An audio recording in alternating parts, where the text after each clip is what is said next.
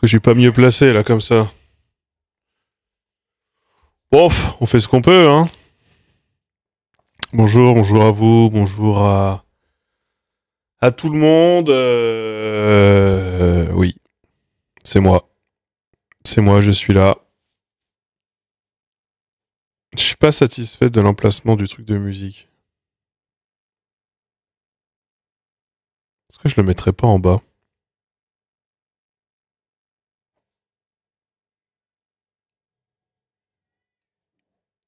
Ouais, je pense que oui.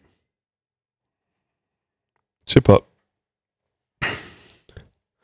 Va-t-on parler de la loi fin de vie aujourd'hui ou plutôt jeudi? Plutôt jeudi. Connais-tu Mathieu Bourgalassi? Oui.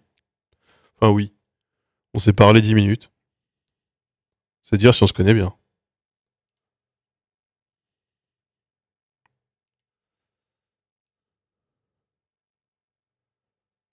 Pourquoi?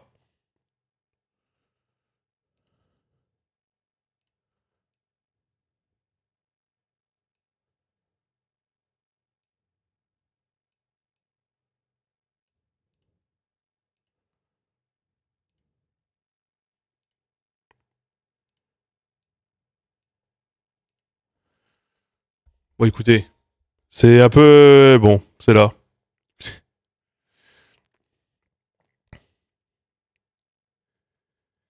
Bonsoir, bonsoir à vous, bonsoir.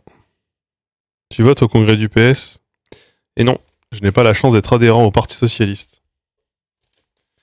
Je n'ai pas cette formidable chance.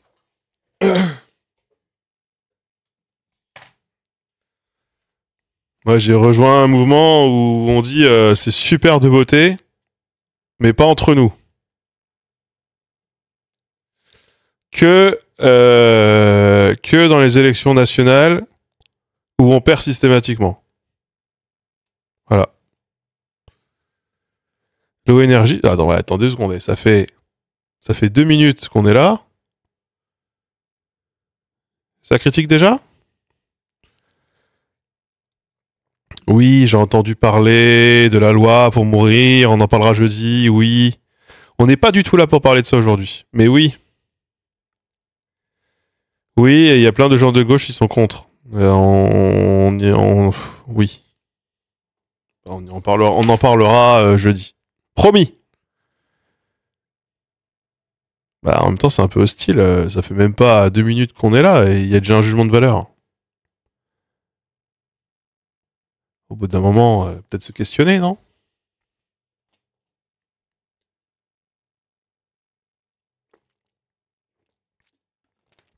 Bon.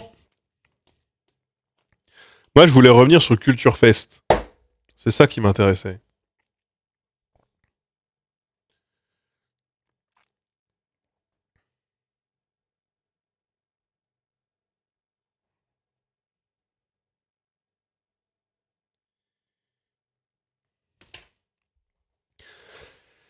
Moi, je voulais revenir sur le Culture Fest, festival où j'ai été présent. Je crois qu'on peut parler de festival où j'étais présent ce week-end. Certains d'entre vous m'y ont vu. D'autres non, puisque je ne sais même pas combien de personnes il y avait au Culture Fest. J'en ai aucune idée. Aucune idée de combien de personnes il y avait.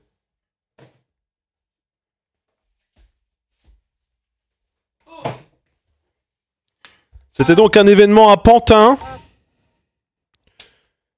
Une ville qui m'a semblé être encore plus Paris que Paris. Qui est au bord du petit canal de Lourdes, que là, dans une ancienne friche industrielle, on est sur quelque chose de plutôt gentrifié, voilà, en termes de lieu et géographique. Et il y avait donc cet événement qui avait lieu donc à Pantin, un événement organisé par Manon Bril notamment et par une équipe proche de Manon Bril. Et on m'avait proposé de faire ce qu'ils appellent une carte blanche. L'événement est construit de la sorte pour ceux qui n'y seraient pas allés, c'est-à-dire la plupart d'entre vous. Mais c'est pourquoi je vais en parler, c'est parce qu'en fait, mon passage a été filmé. Et on va réacte mon passage. Voilà. Manon m'avait contacté pour me proposer de faire donc ce qu'ils appellent la carte blanche. L'événement est construit de la sorte sur des cartes blanches. Les cartes blanches, c'est quoi? C'est t'as un quart d'heure sur scène, sur une scène 360 pour la degré. Et pendant 15 minutes, tu parles de ce que tu veux. C'est très clairement axé stand-up. C'est très clairement axé, je pense, en fait, ce qui intéresse Manon en ce moment. Et Manon, elle est partie. Manon, elle fait plus tellement de vidéos sur YouTube. Comme elle me l'avait dit elle-même, YouTube est pour elle un taf plus alimentaire qu'autre chose aujourd'hui. Et ce qui la passionne, ça a l'air d'être le stand-up. Et donc, très logiquement, il y avait essentiellement des gens du stand-up. D'ailleurs, je sais même pas s'il y a un endroit où on peut avoir l'affiche. Donc, j'ai voulu me plier au code du... Ouais, si, il y a la programmation. Il y a la programmation. Bah, attendez, je vais vous la montrer. Je vais vous la montrer.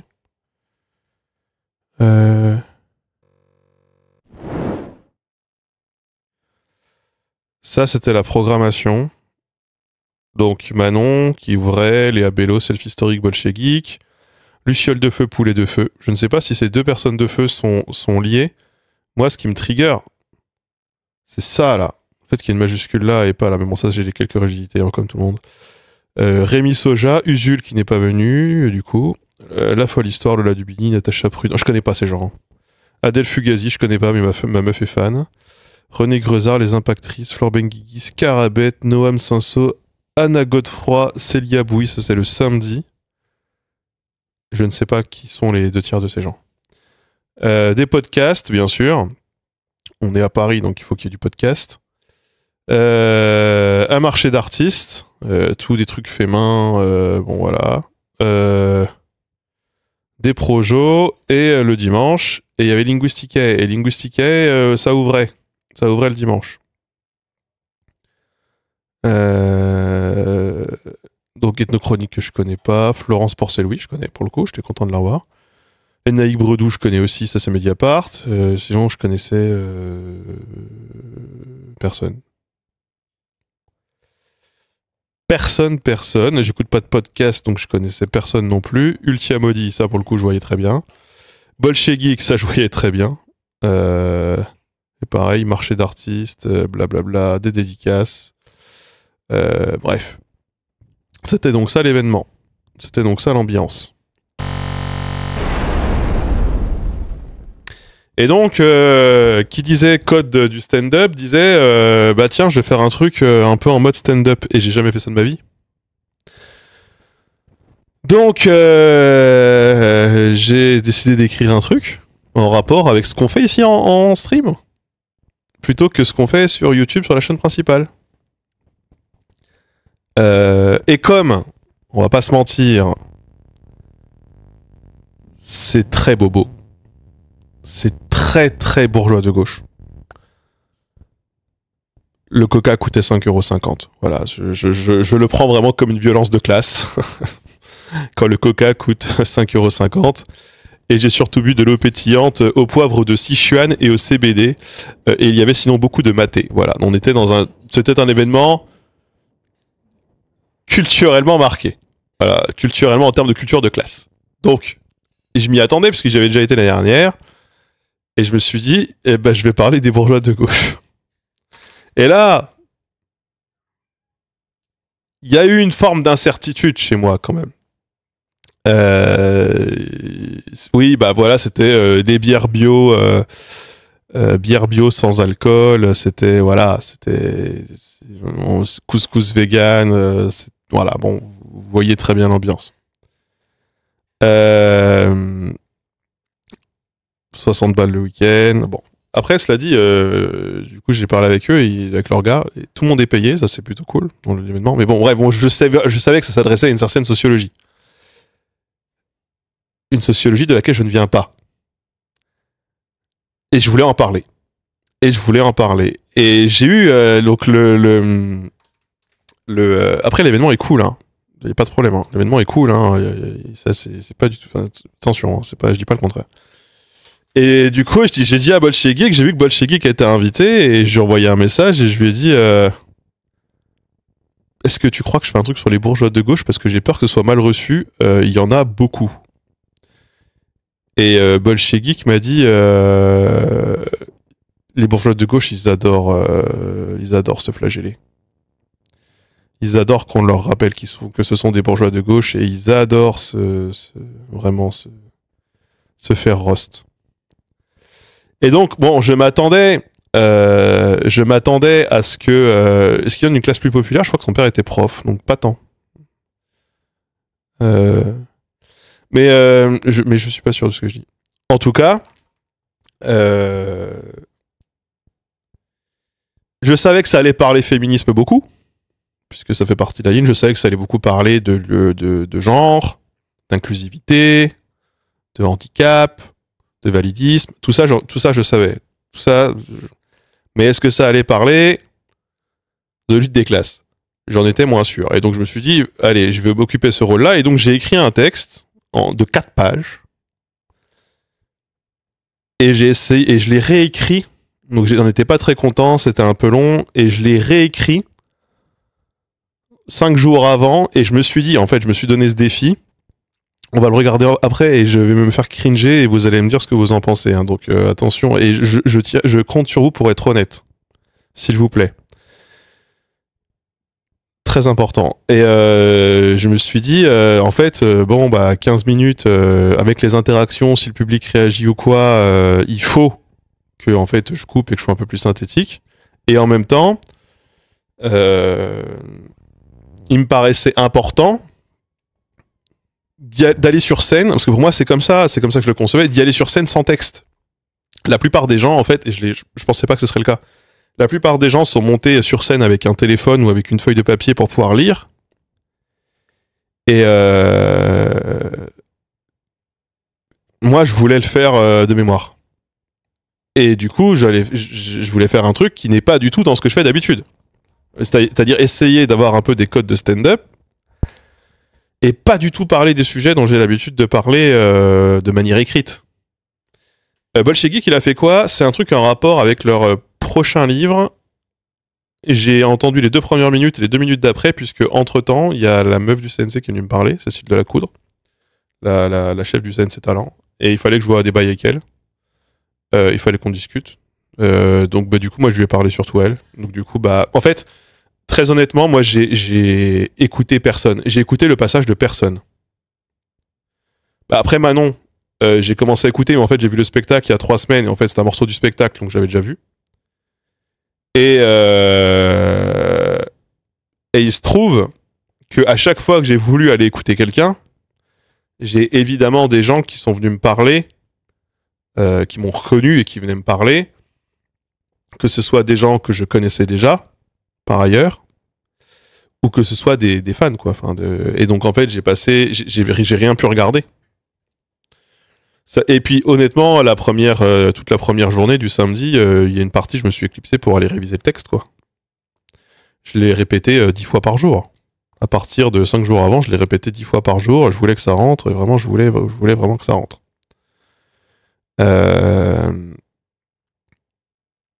Et donc voilà. Ah ouais, je vais me faire cringer. Ouais.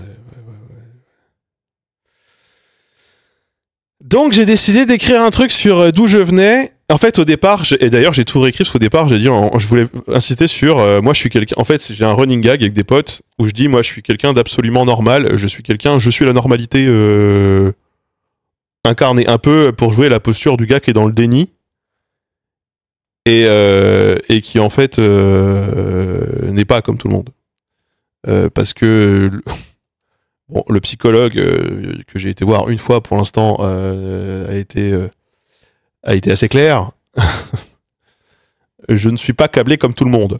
Ou en tout cas, pas comme la majorité des gens. Bon, ça a été très rapide pour lui de l'identifier. Et donc, j'ai voulu jouer sur ce truc, tout en rappelant que je viens de la campagne, mais en faisant le mec normal. Et bref, en fait, je vais arrêter de parler. On va regarder ça. Alors j'ai essayé d'améliorer le son. J'ai essayé d'améliorer le son.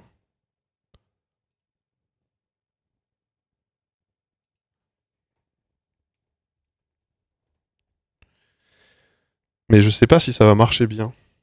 Et donc du coup ça va durer un quart d'heure. Je l'avais vraiment appris en mode... du coup je crois que j'ai fait 14 minutes 30 secondes. Donc donc vraiment voilà. Et en fait je compte sur vous pour être honnête, même si vous n'êtes pas dans le momentum. Vous n'êtes pas dans le momentum du tout. Mais c'est pas grave. En fait ce qui se passe, c'est que...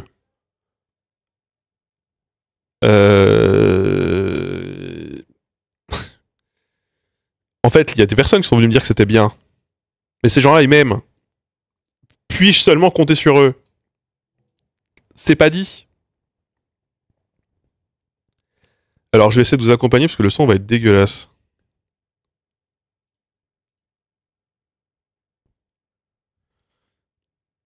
Vous êtes prêts à être un peu... Allez, je vais... Non, je l'ai pas réécouté. Vous allez avoir une réaction authentique et probablement gênée de ma part. Et la question, c'est est-ce qu'on regarde tout d'un bout?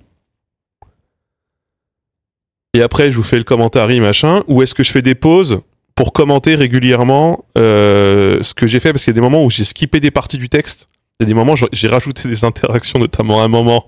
Et c'était pas l'ambiance, je crois. Et comment est-ce qu'on fait? Est-ce qu'on regarde tout et après on commente? Ou est-ce que... attendez, hop, on va mettre ça là. On regarde tout, réaction après? Ah, je vais faire un sondage. 4 pages, bah du coup il en restait 3 à la fin. Mais en fait c'est un quart d'heure sinon, c'est un quart d'heure d'une traite quoi.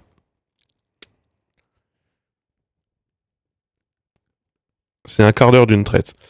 Juste pour vous donner le contexte, alors je sais pas exactement s'il y a tout le passage. C'est si inaudible, on va regarder. On va voir et au pire je repréciserai et je répéterai. Parce qu'en fait, bah oui, ça a été filmé au téléphone. Et en fait, donc là j'essaie de traiter le son pour qu'on m'entende mieux. Mais t'es dans une gigantesque pièce en béton. Tout le monde est assis autour de toi en mode 360 et ça a été filmé genre zoomé à l'iPhone. Donc ouais. Sondage, bah on peut faire un sondage. Hop.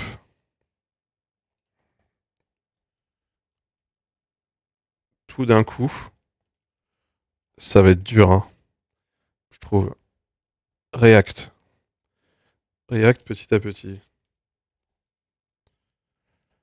Enfin, bout par bout. Bah allez, vous choisissez. Vous êtes maître ici, la démocratie interne.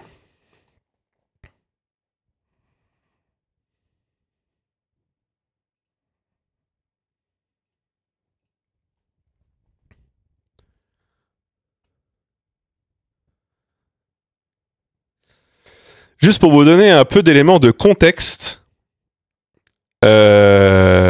Évidemment, il y avait soirée la veille avec toutes les personnes. Donc moi, je me disais, est-ce que tout le monde va être levé à 11h le dimanche? Moi, il fallait que je vienne à 10h. Non. Et en vrai, c'était plutôt pas mal. Je m'attendais à ce que tout le monde soit pas là et c'était plutôt tant mieux. De ma perspective. Je pensais pas qu'il y aurait autant de gens dès 10h30 assis à être là pour m'écouter. Et en même temps, du coup, là, il y a quelqu'un qui arrive et qui chauffe la salle pendant 5 minutes en mode allez, le public et machin. React petit à petit gagne très largement. Bon, on va faire ça. Je vais vous faire par bloc. Hein, voilà. Et il se trouve que la personne mais je sais pas si c'était une catastrophe. Je pense pas, mais c'était j'étais pas dans mon élément quoi. Et il se trouve que la personne qui chauffe la salle un coup voilà avant que je vienne, avant que je monte, elle fait et il déteste l'Académie française, et il s'en prend au Figaro, et on va parler de Yale, et on va parler d'écriture inclusive. Et moi j'étais en mode, pas du tout. En mode, c'est pas du tout, ça va pas du tout être le sujet. Donc je me dis, bon, on va peut-être se faire... Et j'ai eu ce retour après de... Ah, c'est pas ce qu'on nous avait vendu. Bah, c'est pas grave, vous avez eu autre chose, mais c'était très bien quand même. Ben ça, je l'avais précisé en plus dans le mail, mais c'est normal, c'est écrit Linguisticae, les gens me connaissent pour la chaîne principale, ils savent pas ce qu'on fait ici entre vous et moi, là, ici. Donc, ah non, mais après, c'est vrai que c'est ce que je fais pour le grand public, c'est la majeure partie de mon activité.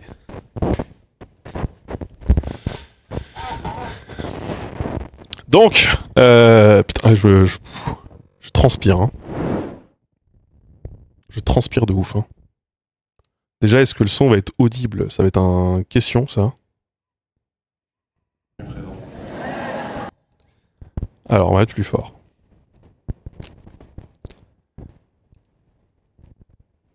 Petit 15 dB. Alors, je sais même plus comment je commence. Ça m'a semblé durer 2 minutes. Une fois que j'étais sur scène, ça m'a semblé durer 2 minutes. Oui, je suis très rouge. Oui, effectivement. Je vous répondu présent.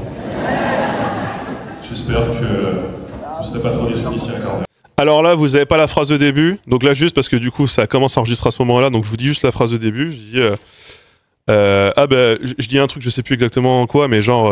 ah bah, les bourgeois de gauche... Ils sont là, les bourgeois de gauche. Je crois que c'est ça que je demande. Je crois que la première phrase que je fais, c'est « Mais ils sont là, les bourgeois de gauche ?» Et je crois qu'on l'entend pas bien. Je vous répondu présent. J'espère que vous ne serez pas trop déçus d'ici un quart d'heure. J'espère pas trop décevoir. Donc moi, j'ai longtemps hésité avant d'accepter quand Manon m'a proposé, parce que moi, je ne suis pas quelqu'un d'incroyable. J'ai une vie banale. En fait, je suis incroyablement banal. Déjà, je suis le français moyen, je pense qu'on peut le dire. Je suis un homme blanc, cis, présumé hétérosexuel, ce qui me place plutôt dans la banalité. Voilà, on est plutôt une ressource abondante. Donc là, on n'entend pas très bien. Je dis, je suis plutôt une ressource abondante. On est à 2 doigts de l'espèce invasive même, hein, je pense. Plutôt une espèce intrusive, je pense, voilà, au vu du comportement de quelqu'un. C'est le droit dessus, je pense. Je m'attendais pas à ce que juste dire je suis. Donc je sais pas si on l'entend bien. Je dis je suis le français moyen. Déjà, je suis un homme blanc. Si, je crois que j'ai un homme blanc, cis, présumé hétérosexuel, et ça c'est banal. C'est ce que j'avais écrit dans le texte. Il y en a plein partout, c'est une ressource plutôt abondante. Pas une espèce invasive, mais du coup une espèce intrusive. Et effectivement, bon, je savais que j'allais conquérir le public avec cette phrase. Voilà, mais je pensais pas que ça allait applaudir. Voilà, c'est si drôle. Ouais. Moi, je viens pas de Paris, je viens de la campagne. Je viens de... Ah, il y en a quelques-uns. Ça m'arrange pas. Bon, en même temps, je vais avoir un peu de soutien, c'est pas. Moi, je viens de la campagne. Je viens d'une campagne, ce qu'on appelle des régions. Voilà, et savoir ce que ça veut dire, les régions. Dans mon cas, ça veut dire venir d'un département que même les autres départements ont oublié l'existence. Ce qui est assez complexe. Souvent, moi, les interactions avec les gens, c'est « Ah, mais tu viens d'où ?» Bah, je viens de Haute-Marne. Et c'est quoi la grande ville? Moi, je viens tellement de la campagne que la grande ville n'existe pas. Donc, voilà. Là, il y a une partie que j'ai skip, que j'ai oubliée. En fait, et c'est vrai que dans mon vécu, les autres départements qui habitent à côté de mon département, la Haute-Marne, ne savent même pas qu'on existe et ça rend ouf. Et j'avais fait tout un truc que j'ai skip sur chez nous pour dire d'où on vient. On dit c'est l'endroit le plus froid sur la carte de la météo. Et les gens nous disent ah oui, tu viens d'Aurillac. Et on dit non, l'autre endroit le plus froid. Et parce que c'est littéralement mon enfance, quoi. Je fais pas partie de cette campagne fancy où les Parisiens vont pour se ressourcer. Non, ça c'est trop exotique. Moi, je viens plutôt de la campagne, où l'État, par exemple, nous a supprimé le train pour éviter que les Parisiens viennent. C'est vraiment très gentil. Très, très gentil. Et ils nous ont aussi monté les prix de l'autoroute de manière assez substantielle, histoire que vraiment les Parisiens ne viennent vraiment pas. Donc qu'ils puissent déferler vraiment abondamment sur la Bretagne, où l'autoroute est gratuite. Et où il y a la mer, et je sais, j'y habite désormais. Donc on les voit arriver. On les a beaucoup vu venir, notamment pendant le Covid. Merci pour tous ces clusters, c'était vraiment très gentil. Donc là, je dis, on n'entend pas très bien. Je dis, ils sont beaucoup venus pendant le Covid. La moitié des clusters, c'était eux, un truc comme ça. C'est pas exactement le texte que j'avais écrit, mais tous les éléments sont là. Mais en fait, là, je me suis dit, je suis arrivé à un moment où, à force de répéter, je me suis dit, il faut, pour être sûr, quand je me timais, j'arrivais entre 14 et 16, et comme on me demandait de faire 15, Je dis vaut mieux que je synthétise un peu plus et que je m'attarde un peu moins sur la côté littérale, sur la première partie, parce que vous allez voir, en fait, ça va être découpé en deux parties, que sur la seconde, et me retrouver à pas pouvoir conclure, quoi. Ouais, moi je viens de la campagne, donc une campagne pas très exotique. Déjà, il n'y avait pas la mer, chez nous c'était le lac de Villeguisien, pour ceux qui connaissent. C'est le nom qu'on donne. Là, il y a un mec qui réagit. Il y a un mec par terre qui réagit quand je dis le lac de Villeguisien. Il fait « Ouais !» Il est tout seul. Genre, il y a un gars. C'est pas genre. Lac de Villeguisien qui ne s'appelle pas le lac de Villeguisien, en réalité, qui s'appelle le réservoir de la Vingeade. Vous avez bien pour une fois un autre nom pour attirer les 3 touristes néerlandais qui s'étaient perdus en coin. Ouais, c'est un trou d'eau engendré par la RN 74. Un haut lieu, hein, le patrimoine local. On n'avait pas non plus la montagne, on ne faisait pas du ski. On avait bien une butte qui s'appelle le Mont du Cognolo, une antenne télé, un ancien fort militaire du 19e siècle, et des concours de beauté très locaux, voilà, le concours de Miss Sorcière. Ouais, alors du coup, ça j'avais pas anticipé, mais effectivement, il y a un mouvement un peu féministe qui s'appelle les sorcières. C'est pas l'ambiance du concours de Miss Sorcière du Mont du Cognolo de Chalindrey. C'est vraiment pas l'ambiance. Ouais, non, c'est pas ce genre de concours de Miss Sorcière. Plus le délire, c'était des vieux de 70 ans qui jouent le physique de gamine de 13 ans et plus jeune. Donc là, je dis, le délire, c'était plutôt des vieux de 70 ans qui jugent le physique de gamine de 13 ans.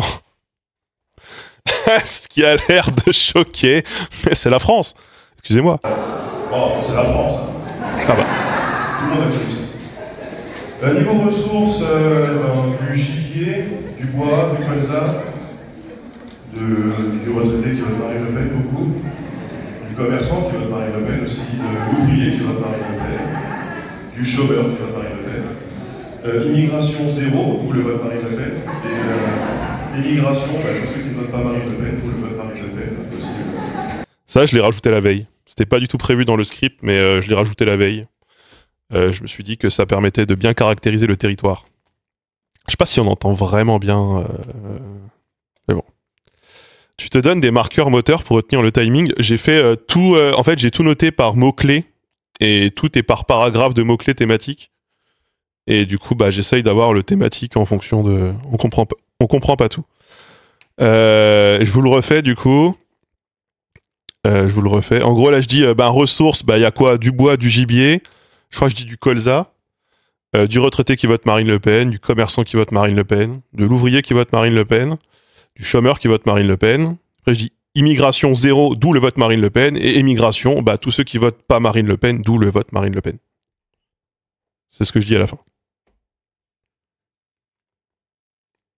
Ouais, je sais, il manque des bouts. Après, c'est encore une fois, ça a été filmé de loin au téléphone. Il n'y a pas eu de captation. Ouais.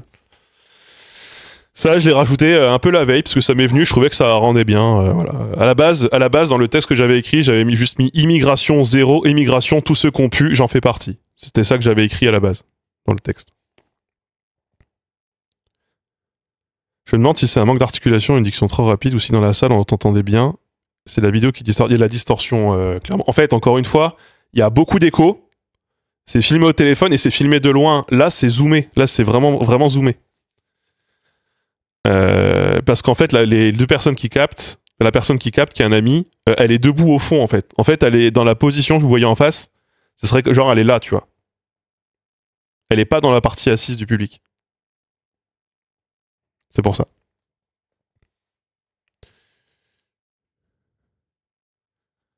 Donc c'est capté sur les enceintes, ouais. Et en plus, j'ai passé un coup de clean derrière. C'est pour vous dire si à la base le son était dégueulasse. Donc moi je disais que j'étais banal, donc côté enfance, une enfance tout à fait banale aussi. Donc tout le bail c'est je suis banal. Voilà. Je le dis, en fait c'est ce que je dis tout au début, moi je suis banal, j'ai rien à raconter, donc je suis quelqu'un de banal. Donc je reprends. Donc moi je disais que j'étais banal, donc côté enfance, une enfance tout à fait banale aussi, une enfance de moyen moins, c'est un terme que j'aime bien. Le moyen. Donc une enfance de moyen moins, voilà pour ceux qui n'ont pas capté, on en parle souvent ici. C'est celui qui ne se fait pas harceler à l'école, mais qui est le suivant. C'est celui. Donc là je vous le fais parce qu'on n'entend pas très bien. Le moyen moins c'est pas celui qui se faisait harceler à l'école, c'est le suivant. Qui se fait harceler des ménages. Je n'avais pas intérêt à se faire harceler des ménages. Donc là, on en pareil, on comprend pas trop. Du coup, je disais, moi, j'avais pas intérêt à ce qu'il change d'école parce que je serais le prochain sur la liste si jamais il venait à partir. C'était horrible à dire. Donc moi, la stratégie s'appelle être oubliable, très oubliable. Ça marchait très bien. Les profs ne retenaient jamais mon prénom. Une fois, j'ai ramené. Les profs ne retenaient jamais mon prénom. Les résultats moyennement SVT, ça arrive. Donc là, mon père étant connu. Donc là, je dis une fois, parce qu'on a qu'on comprend pas trop cette partie. Une fois, j'ai ramené des résultats moyens moins de l'école. Il a pris rendez-vous avec le prof. Au moment du rendez-vous, le prof ne s'est pas cogné parce qu'il m'avait oublié. Je l'avais eu en cours 2 heures avant. Voilà. Vraiment. Là, en fait, je vais vous le faire ce passage parce que pareil, on n'entend pas très bien. Donc je dis, du coup, donc je sais plus si je le dis comme ça, mais je l'ai écrit comme ça. Donc du coup, je me faisais très discret, trop discret. Les profs connaissaient même pas mon prénom. Une fois, mes parents ont pris rendez-vous avec mon prof de SVT pour parler de mes moyens moins résultats. Le prof avait littéralement oublié que j'étais dans sa classe, et pourtant je l'avais vu 2 heures plus tôt. Un effort. T'as des outils IA, des outils Adobe pour te rendre le son nickel. Mais c'est ce que j'ai utilisé, figure-toi. Mais bon, même, c'est pour te dire si le son de base, il est vraiment nul à chier. Faites un effort. Donc, d'un côté un peu plus personnel, pareil, en termes, on va dire, de hobby, là, pareil, quelque chose de tout à fait banal. Moi, j'étais fan de train. J'ai grandi à côté d'un dépôt SNCF, et je sais ce que vous vous dites. Oui, les fans de train, blablabla, un peu les clichés. Je n'étais pas fan de tous les trains. Donc là, c'est la partie où je parle de... Pareil, je suis pas sûr qu'on comprendrait, donc je dis passion, bah fan de train, enfin pas fan de tout. Donc là, je dis, mais oui, je viens d'à côté d'un dépôt SNCF, donc ça s'explique. Ça, c'est pas écrit dans le script, je le rajoute sur le moment, pas pourquoi. Et je dis, oui, je sais, les clichés sur les fans de train, je suis pas fan de tous les trains. Moi, c'est vraiment un diesel, 70 000. Voilà. Mon préféré, 72 000 sorties des ateliers Alstom en 67. Ouais. Il y a un ouais, je sais pas pourquoi. Rouge avec les cuissons qui m'ont chargé, c'est mon côté chaud. Donc là, on comprend pas du tout. Donc je dis en gros, et ça pareil, je l'ai rajouté sur le moment. Je dis, donc en gros, je suis pas fan de tous les trains. Moi, surtout l'air diesel de 70 à 2000 avec ce banger qui a été le 72 000 sorti des ateliers Alstom en 1967. Et j'ai rajouté, c'était pas prévu, surtout le 72 030 avec les cuissons de cul de mon chien André, livret rouge. C'est mon côté chauvin. Et ça, c'est vrai que le 72 030 c'est mon train préféré. Enfin, je dois le dire, quoi. Vraiment, c'est la vérité. Donc je le rajoute sur le moment, ça me vient tout seul. Ça, c'était vraiment le fleuron, c'est mon avis. Alors, côté jeu... Là, je skip, il y avait une partie où je voulais dire, moi, je faisais pas partie du groupe des sociopathes fans de timbre ou fans de bus. Non, moi, j'étais quelqu'un de banal. Je voulais me moquer un peu de ces gens-là, histoire de faire un petit décalage, mais j'ai oublié. Genre, je les skip, je les ditch à l'oral. Moi, je jouais pas à la bagarre, je jouais pas, je sais pas, à la guerre ou ce genre de truc. Non, moi aussi, quelque chose de très classique, je jouais au Lego et au fil électrique. Alors, je jouais pas avec les fils électriques. Alors là, je dis, je jouais je jouais au Lego et au fil électrique. Ce serait absolument inconscient de laisser les enfants faire ça. Je dis pas que ça m'est jamais arrivé, cela dit. Non, je dessinais des fils électriques. Mes parents trouvaient ça un peu sympa, ils disaient oh, il finira en EDF, on paiera moins cher d'électricité. Donc mes parents, effectivement, quand j'étais enfant, je dessinais vraiment des fils électriques. Et mes parents se disaient vraiment que je deviendrais électricien et qu'ils paieraient moins cher d'EDF, puisqu'à l'époque, mon père, comme il était cheminot, il disait ah bah si jamais on te case EDF, peut-être qu'on n'aura que 10% de la facture à payer, ce sera pas plus mal. Donc là, je parle de cette partie-là. Mes parents n'ont jamais compris que je n'étais pas fan de fils électriques, j'étais fan des sites de moyens de transport en site propre et de systèmes de réseau, mais ça, ils n'ont jamais pu l'intégrer. Donc quelque chose voilà, de tout à fait banal, j'aime bien les trucs bien rangés. Côté ludique, pour les enfants, j'en avais évidemment. Il y avait ceux qui étaient myopes, ceux qui avaient des scolioses, ceux qui ne savaient pas faire leur lacet. Ceux qui avaient des scolioses, on n'entend pas très bien. Ceux qui ne savaient pas faire leur lacet, particularité physique. Moi, je faisais tout par 4. Voilà, c'est un style. Moi, depuis que je suis tout petit, le dilemme dans ma vie, c'est de savoir comment dompter les pattes. Parce que s'il existe évidemment, on peut distinguer celles qu'on compte par fourchetée ou par unité, évidemment. Donc on peut distinguer celles qu'on compte par fourchetée ou par unité. Les spaghettis et les coquillettes, ce sera absolument fou de les décombrer, on passera un temps fou. Donc les spaghettis et les coquillettes seraient absolument fous de les dénombrer. On y passerait un temps fou, c'est vrai, hein. Personne ne fait ça. Fourcheté, mais les fusillis, bah oui, ça se compte par unité parce qu'il existe un rapport optimal longueur-largeur de pâte, évidemment.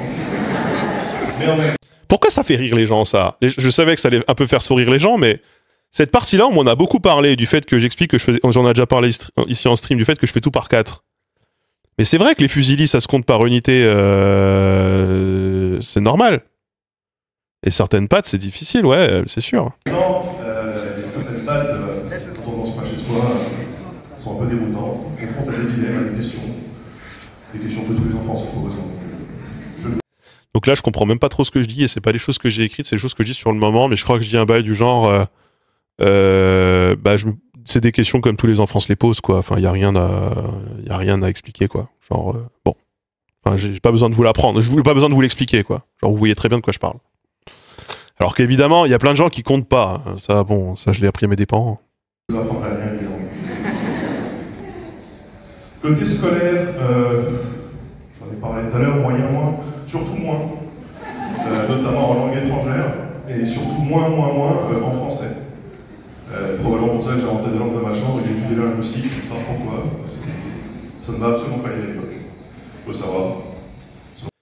Donc là, c'était juste pour caser le fait que j'invente des langues quand même. Et c'est vrai, j'étais vraiment pas bon en langue étrangère quand j'étais au collège. Et c'est vrai aussi que j'étais vraiment très mauvais en français. C'est tout à fait vrai aussi. Mon prof de français, j'allais finir balayeur. Ça... Alors ça, attendez, pardon. Mais pas moi qui balayais à la maison. Ouais, vous pouvez... On entend que ça... En fait, alors là, je vous le refais parce qu'on n'entend pas très bien. C'est pour ça que j'ai inventé des langues de ma chambre et que j'ai étudié la linguistique, je sais pas pourquoi. C'était pas du tout écrit et je l'ai senti là, moyen là. Ça ne m'a absolument pas aidé à l'époque. Faut savoir. Sur mon prof de français, j'allais finir balayeur. Donc selon ma prof de français, j'allais finir balayeur. C'est une vraie anecdote. C'est vraiment ce que ma prof de français m'a dit en seconde quand j'avais 4,6 de moyenne. Et je rajoute cette phrase derrière pour... Je sais pas pourquoi je l'ai dit. Je sais pas pourquoi je l'ai dit. Peut-être un peu par provocation. Et je rajoute derrière...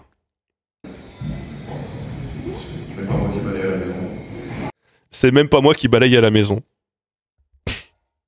Et là, j'entends des meufs devant qui commencent à faire bouh. On les entend pas très bien parce que forcément, ça, en clignant à la piste son, ça retire une partie des interactions du public. Et je me suis dit, ouais, ok, bon. C'est pour ça qu'il y a un moment de. Ouais, vous pouvez. C'est pour ça que je dis vous pouvez. Hein, vous pouvez me bouer. La phrase n'est pas du tout écrite dans le script, mais vraiment à aucun moment. Mais bon. Côté médical, une peur panique de la mort depuis la tendre enfance. Mais bon, quand on voit l'état du monde, là aussi, rien de très extraordinaire. Donc là, je dis côté enfance, une peur panique de la mort, depuis toujours, je sais plus, un truc comme ça. Mais bon, quand on voit l'état du monde, rien d'extraordinaire. Genre, c'est pas exactement ce que j'ai écrit à la base, mais pareil, j'ai voulu skip. J'ai pas voulu. C'était important d'avoir l'idée. Et alors là, il y a la partie que j'oubliais tout le temps. J'ai répété 60 fois et cette phrase, j'oubliais tout le temps. Et du coup, je l'ai renotée sur ma main et je l'ai soulignée pour vraiment pas l'oublier. Voilà, la vie, quoi, finalement. Pour tout ça, mes parents, ils avaient une phrase. Ils disaient, bon, c'est qu'une phase, ça va lui passer. C'est vrai que je ne dessine plus de fil électrique. C'est tout à fait vrai, parce que je ne dessine plus. Pour tout ce qui est le chiffre 4, je disais oui, ça me suit un peu, la tétraphilie, la thanatophobie, bon, bah aussi. Les langues. Bon, j'en ai fait un métier, donc là aussi, un peu raté. Et les trains. Ah, les trains, quoi. Pareil, cette partie-là, du coup, comme je la maîtrisais moins bien, je l'ai pas dit dans le bon ordre, et du coup, ça m'a un peu perturbé. À la base, ce que j'ai écrit, c'est... donc, mes parents disaient que c'était une phase. Mais c'est une phase, se disaient mes parents. C'est vrai, je dessine plus de fil électrique. Je dessine plus du tout, en fait. Pour le reste, pour les trains, pour inventer des langues, pour la tétraphilie, qui fait des chiffres 4, la thanatophobie. C'est-à-dire qu'il y a des phases qui durent. On peut avoir plusieurs phases en même temps. Et à ce moment-là, je voulais insérer une blague sur le courant triphasé, parce qu'il y a 3 phases. pour une spécificité, mais je me suis dit que là, pour le coup, ce serait pas une blague assez banale. Donc là, on n'entend pas très bien. J'ai dit, ça, c'est une partie que j'ai voulu supprimer, mais finalement, je l'ai laissée. J'ai dit, bon, il y a des phases qui durent et on peut avoir plusieurs phases en même temps. Et là, je voulais faire une blague sur les systèmes électriques triphasés, parce qu'il y a 3 phases, histoire d'avoir une blague électrique, quoi. Mais c'est une blague trop de niche, c'est pas une blague assez banale, donc voilà. Je l'ai pas fait. Donc, pour moi, de ma perspective, tout ça, c'était une enfance tout à fait normale, surtout que mes parents étaient alcooliques, défaillants, Et là, en fait, je commence à partir sur le paragraphe suivant et je me rends compte que j'oublie un paragraphe qui est important pour la suite. Et donc, je vais mélanger un peu. C'est vrai que, en fait, ça, je pense que ça va pas ça se voit pas, mais du coup, je mélange. Là, je mélange 2 paragraphes. Là, une famille absolument classique en France. Une famille où beaucoup de gens meurent de mort violente, mais jamais... Donc, au départ, je dis famille classique, parents alcooliques, défaillants, éducation traditionnelle. Ceux qu'on voudrait voir partir en premier. Et après, je dis quelques morts violentes, mais jamais sur les membres qu'on voudrait voir partir en premier. Donc un petit peu d'humour noir, voilà. Bon. Et puis une famille prolétaire où la plupart des gens sont un peu racistes et donc du coup votent à gauche. Mais sont un peu tentés par le vote Marine Le Pen au deuxième tour. C'est ça, quand même, on sait pas, on n'a pas essayé. Bon. Rien de très dépaysant, encore une fois, je vous le disais, je suis quelqu'un de très très banal. Je sais pas si on comprend bien cette partie-là, mais pour le coup, on rentre vraiment dans les trucs qu'on aborde souvent en stream. Où je dis famille prolétaire un peu raciste, une famille qui votait donc logiquement à gauche à l'époque, mais qui est tentée par le vote, mais qui se dit ouais, Marine Le Pen aujourd'hui, pourquoi pas, on n'a pas essayé. Donc, et au départ, j'avais mis banal comme tout le monde et j'ai remplacé par rien de très dépaysant. C'était un peu plus juste. Et à la base, je voulais faire une blague sur ça vote Mélenchon premier tour, mais Marine Le Pen second tour, mais en fait, je préférais la tourner un peu autrement. Mais je trouvais ça intéressant le décalage de dire famille prolétaire et raciste qui vote donc logiquement à gauche. Parce qu'aujourd'hui, les prolétaires et les prolétaires racistes ne votent plus à gauche. Mais il y a 20 ans, ils le faisaient, quoi. Et puis, ma vie a basculé. Et donc là, c'est le moment... en gros, là, c'était le moment charnière. On en reparlera après, si vous voulez, on fera le débrief. Là, c'était le moment charnière. Donc, en gros, normalement, j'avais découpé en à peu près 6 minutes et demie la partie introduction, la vie à la campagne.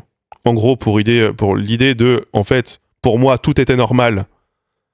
Mais j'étais un enfant bizarre. Et une partie charnière, et puis la partie moi qui arrive en pensant être normal en ville et me rendant compte que je ne le suis pas, mais pas pour les bonnes raisons. Donc là, on arrive dans le moment charnière. Ma vie a radicalement changé à un moment. Le truc con, hein, le truc classique, mon père me met dehors, je me retrouve avec chez une tante que je connais pas, elle m'inscrit à la fac parce qu'elle se dit qu'il y a peut-être plus de trucs à tirer de moi que ce que l'éducation elle peut croire. Donc là, on n'entend pas très bien. Je dis...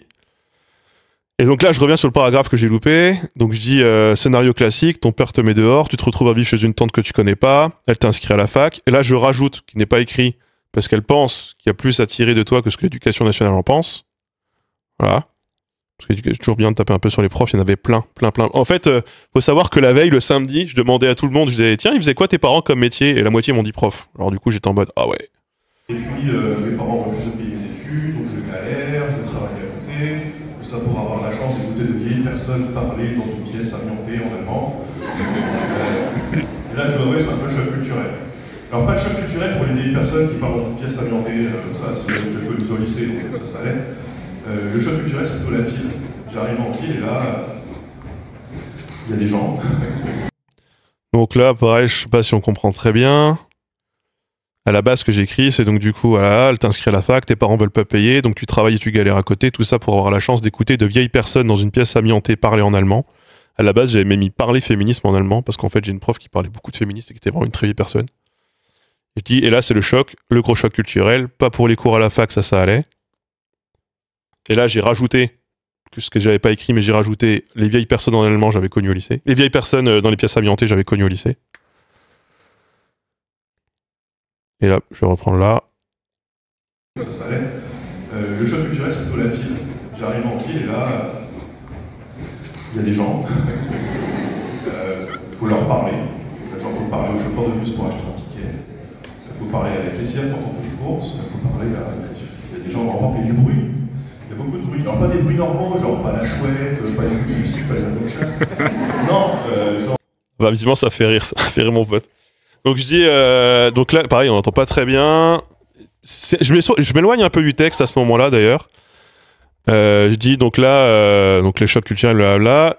Et en gros, à la base, j'avais dit, bah déjà, faut prendre le bus, faut parler des inconnus, quelle angoisse, machin. Donc là, j'ai brodé un peu, j'ai parlé de la caissière, j'ai parlé d'acheter le ticket de bus, qui étaient vraiment des sources d'angoisse de ouf quand je suis arrivé en ville.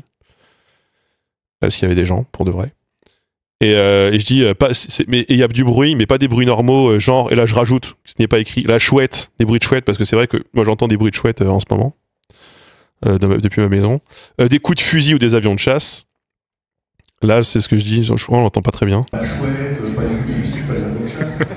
Non, genre vraiment... Donc là, je dis non, des bruits d'humains. Et des bruits vraiment angoissants. Et des bruits de gens qui respirent, qui vivent, qui se déplacent. Et des camarades de classe aussi. Des camarades de classe à la fac, parce qu'en plus j'ai fait sciences sociales. Là, je rajoute, ah oui, parce que j'ai fait sciences sociales. Donc, mais au départ, quand je dis et du coup les camarades de classe, pour moi c'est implicite, et en fait c'est pas du tout implicite dans le texte pour beaucoup de gens, que quand je parle de camarades de classe, c'est je pense que ça va être des camarades de classe sociale quand j'arrive en sciences sociales. C'est pour ça d'ailleurs que je rajoute oui, j'ai fait sciences sociales. Je pense que la plupart des gens ont pensé vraiment camarades de classe dans le sens vraiment classe scolaire, et n'ont pas du tout perçu le double sens du mot classe, je pense. Parce que par rapport à la suite du texte, pour moi, ça fait sens de dire oui, j'attendais à avoir des camarades de classe parce que camarades de classe sociale, quoi.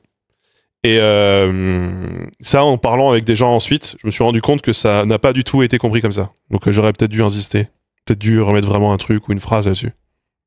Je me disais, moi, des camarades de gauche, vous savez. J'étais un peu naïf dans les jours de la campagne. Je me dis, bon, moi, je viens de Haute-Marne. Bon, la gauche, c'est comme les services publics, c'est un lointain souvenir, vu qu'elle en repense avec nostalgie. Donc là, je dis, pareil, je me mélange un peu les pinceaux et je dis, donc ouais, j'étais naïf.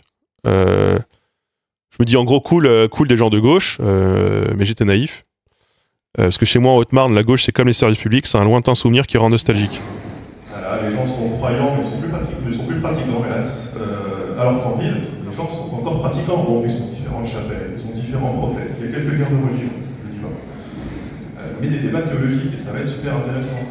Et là-bas, en fait, mes camarades de classe, qui étaient de gauche, encore une fois, j'ai fait sciences sociales, en fait, c'était des enfants de profs, des enfants de notaires, d'orthophonistes, de vandalistes, de cadres, de machin, de métiers, je ne savais pas ce que c'était. Là, là-bas, j'avais fait une liste de métiers, de métiers bourgeois. Et il y a un copain du web qui m'a dit juste avant que sa mère était orthophoniste, donc du coup, j'ai rajouté orthophoniste. Et j'avais préparé une liste, genre j'avais mis notaire, avocat, journaliste, prof, etc. Et en fait, je rajoute à ce moment-là, dans le spectacle, en mode... et plein de métiers que je savais même pas que ça existait, parce qu'en fait, c'est un peu la vérité. Le prof aussi. Moi, j'ai déjà dit, mais prof... Ça, je l'avais bien mis.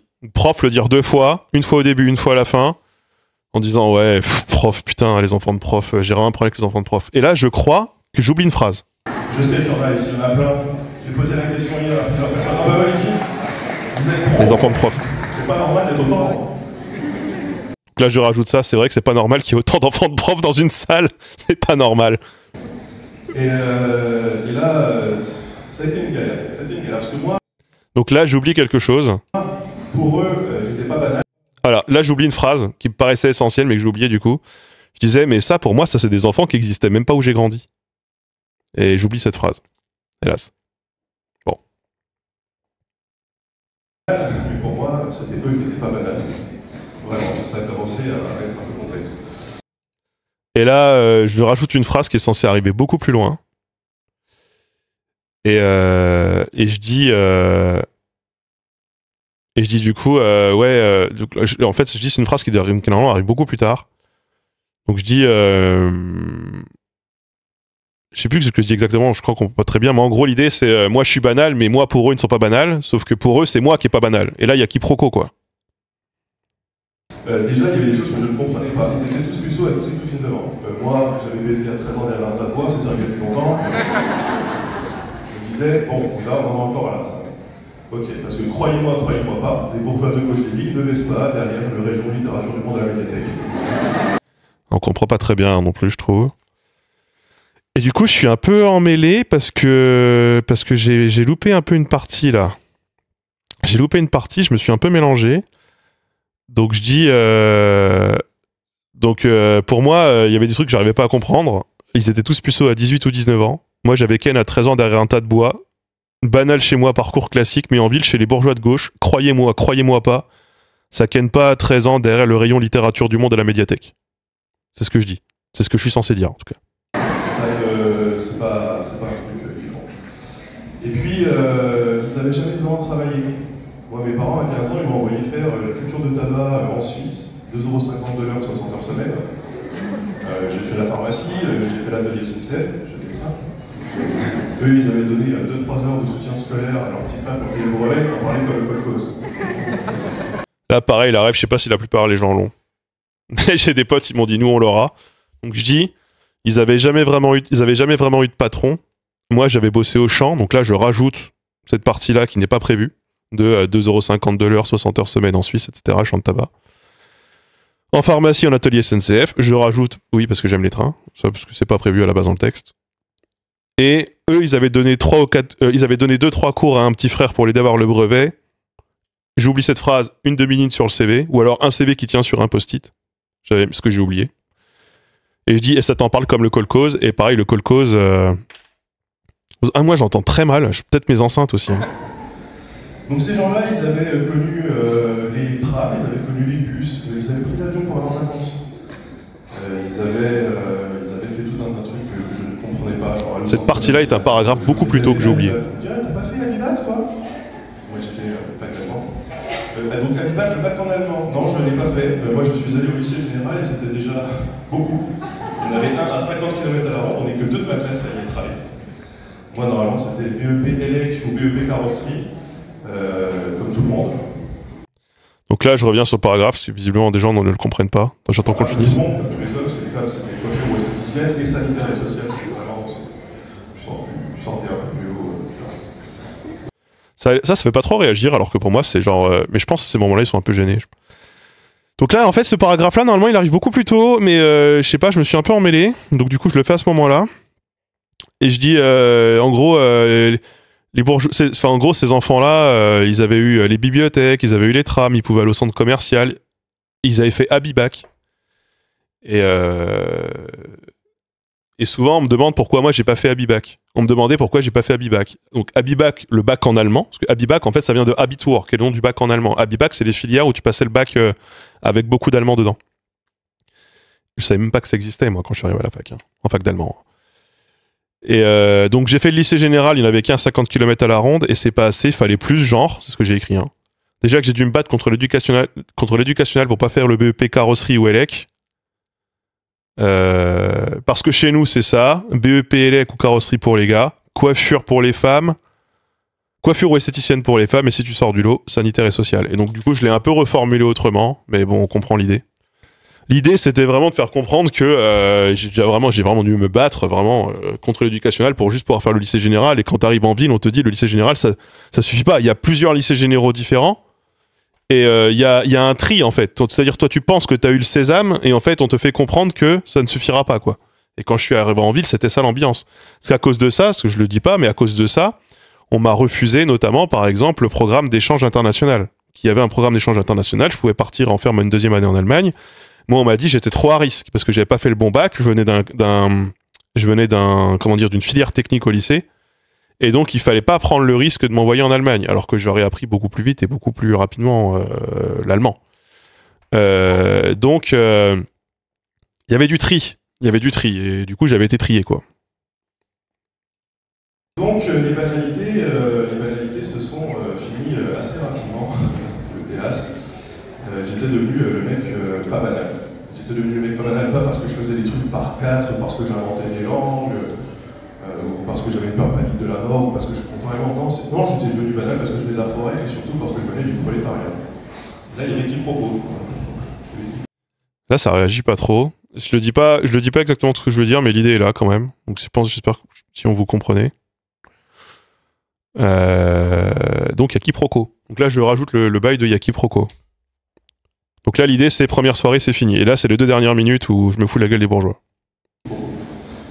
Et donc, il y a eu cette première soirée étudiante où ça a tourné chelou.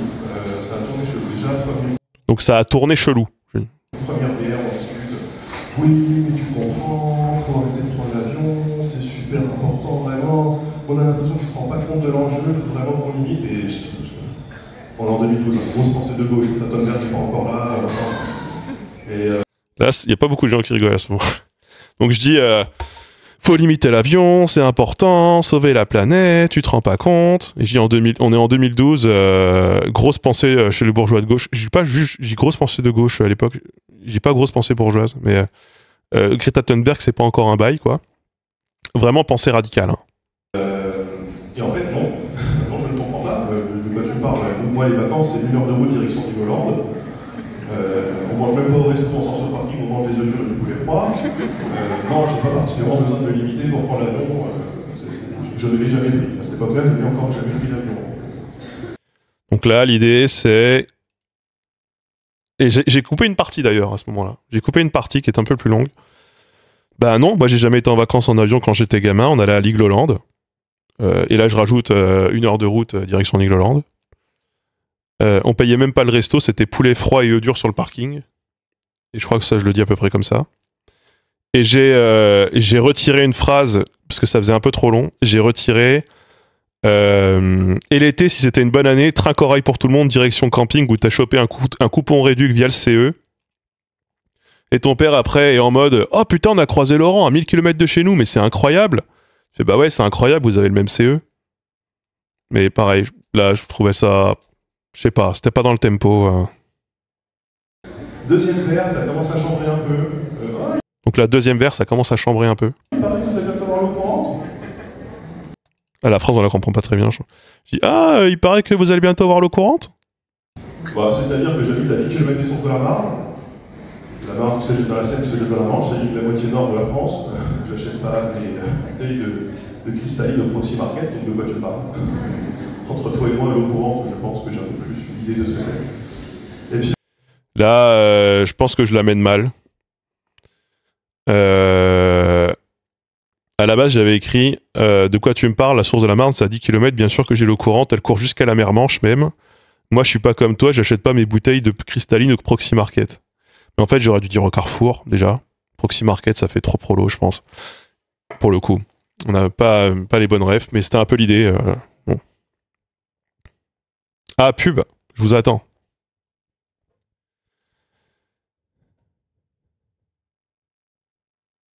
Celle-là, mais je sais pas si je vais le refaire, ce truc. Hein. Je suis pas sûr. Hein. Je vous attends, je vous attends.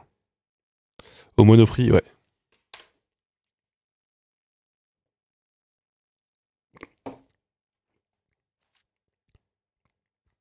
On va attendre les gens qui regardent la pub. C'est super dur de se souvenir de tout. Bah, on va en parler juste après.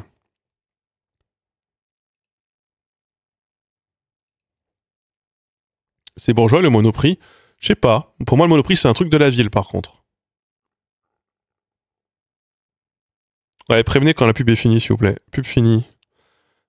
C'est marrant, vous avez tout le temps tous la pub en même temps. C'est marrant. Donc, on vous a attendu. On vous a attendu.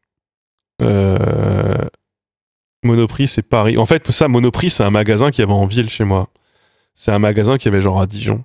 Et Monoprix, il n'y avait pas chez moi, pas où j'ai grandi. Par contre, il y avait le Proxy. Il y avait le Proxy Market. Je pense que la ref est vraiment en fait trop... là, pour le coup, c'est moi qui misplay, je pense, la ref. J'aurais dû dire Carrefour, en fait. Alors là, troisième verre, vraiment, ça part en vrille. Il paraît que ça baise entre cousines et entre cousins dans la cour de récré. Donc là, je dis troisième verre, l'ambiance avait tendance à changer. Et là, je crois que ça part en vrille. De toute façon, ouais, il paraît que chez vous, ça baise entre cousines et cousins à la cour de récré. Alors, j'avais juste mis entre cousins. Mais en fait, je me dis, tiens, je vais le faire en écriture inclusive quand même. En prononciation inclusive, ce sera quand même peut-être mieux. Je dis pas que c'est jamais arrivé. Ça les fait quand même rire, ça. Donc, je dis pas que ce n'est jamais arrivé. J'en connais. Je dis juste que t'as peut-être pas envie qu'on parle de ce qui se passe dans ton établissement privé catholique de centre-ville. Ah ça, avec Betaram, c'était sûr que ça allait marcher. Donc là, on n'entend pas très bien, donc je dis... Donc bon, la blague, pour avoir la chute, je dis pas que c'est jamais arrivé, mais tu veux peut-être pas qu'on parle de ce qui se passe dans ton école catholique privée de centre-ville. Et là, je rajoute, ouais, il y a un Premier ministre qui est dans la sauce à cause de ça. Ah ouais, c'est dans l'actu. Là. Peut-être écouter son mandat, même s'il se accroche très très fortement. Donc de ma perspective, les bourgeois... Et là, j'oublie une partie essentielle. Et là, je m'en veux. Je voulais rajouter, et il y a ceux qui te prennent pour un héros quand tu dis que t'en viens, qui te disent que c'est incroyable, franchement, j'aurais jamais eu le courage, oh là là, j'aurais jamais pu vivre tout ce que t'as vécu, etc. Et dire un bail du genre, putain, il te parle comme si t'avais déjoué un diagnostic de cancer en phase terminale, ça rend fou. Et ça, j'oublie cet extrait, j'oublie cette partie-là. Et c'est quand même assez dommage. C'est quand même très dommage. Ils pensaient savoir tout sur tout, et en fait ils savaient tout sur rien, et surtout tout sur rien d'ailleurs. Et il y a toujours des bourgeois de gauche dans la même salle. Oui. Ah ça. Donc là, du coup, je dis les bourgeois de gauche de ma perspective. Alors, ce que j'ai écrit, c'est ils avaient rien vécu, mais ils voulaient m'apprendre la vie. Ils savaient tout sur tout et surtout tout sur rien. Et du coup, je le dis un peu mal. Et du coup, je redemande s'il y a des bourgeois de gauche. Et vous remarquerez que là, quand je demande... Sur rien, et surtout tout sur rien d'ailleurs. Et il y a toujours des bourgeois de gauche dans la même salle. Oui. C'est un peu timide. Alors que, on rappelle qu'au début, quand je demande si les bourgeois de gauche sont là... Toujours répondu présent. J'espère. C'est pas la même réaction, hein. Sur rien d'ailleurs. Et il y a toujours des bourgeois de gauche dans la même salle. Oui, c'est très bourgeois, du Fest. C'est un peu timide. J'ai juste envie de vous laisser en vous disant laissez-moi redevenir banal en fait. Donc là, j'avais pas trop de chute. À la base, j'ai une phrase que j'ai pas osé dire. Parce qu'en fait, je me suis dit maintenant les bourgeois de gauche ils vendent France Insoumise, donc ça marche pas. À la base, je m'attendais à ce que quand je demande s'il y a des bourgeois de gauche, qu'il y ait un petit oui. Et je voulais dire, je reformule, est-ce qu'il y a des gens qui ont voté Raphaël Glucksmann aux européennes? Je voulais reposer la question comme ça. Mais en fait, les bourgeois de gauche à Pantin, ils votent France Insoumise. Donc ça marche pas. Je pense pas que ça aurait marché. Je voulais vraiment y aller jusqu'au bout. Et du coup, j'avais pas trop de chute. À la base, j'avais prévu une autre page, etc. Et en fait, en me rendant compte, en le répétant que, en fait, j'arriverais jamais à le caser. Et du coup, je voulais juste conclure en leur disant laissez-moi redevenir banal. Voilà. Laissez-moi tranquille. Merci à vous et merci de m'avoir coupé la parole.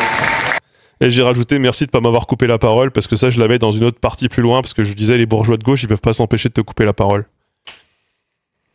Voilà.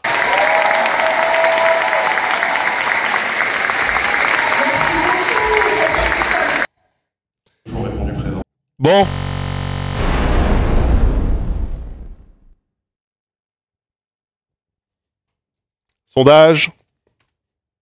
Sondage, question. Bon, ça valait quoi?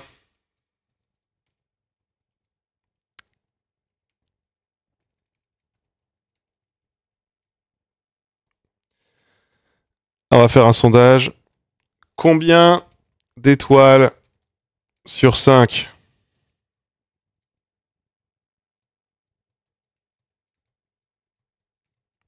Soyez honnête, s'il vous plaît. Vraiment, soyez honnête. Vous avez 1 minute pour voter. C'est la toute première fois que je fais ça de ma vie. Voilà. C'est un peu chiant. Du coup, on n'en comprend pas très bien, effectivement, c'est un peu chiant. Bon, voilà. Manque de chute, je suis d'accord. Ouais, carrément. Carrément. Soyez honnête, hein. Remets tout STP, oh là là. Il va falloir que je fasse une moyenne. On va voir combien vous me donnez en moyenne. Tu veux être remboursé, t'as pas payé ta place, toi, que tu racontes. Je sais, t'étais mon plus un.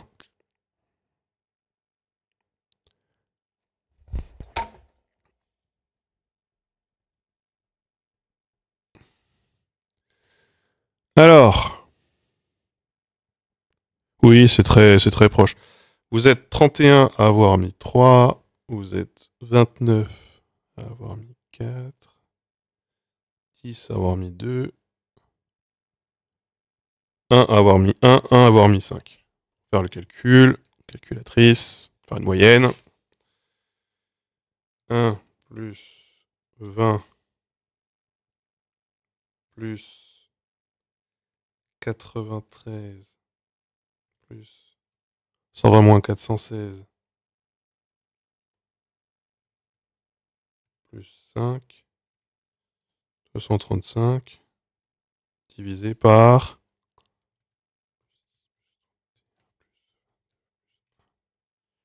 72.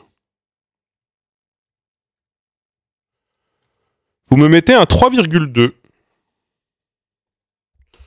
3,2 sur 5 en moyenne. C'est pas mal, c'est ok. Pour les habitués, c'est des révisions. On préchote beaucoup de choses, mais belle perf pour une première fois en stand-up. Je sais pas trop.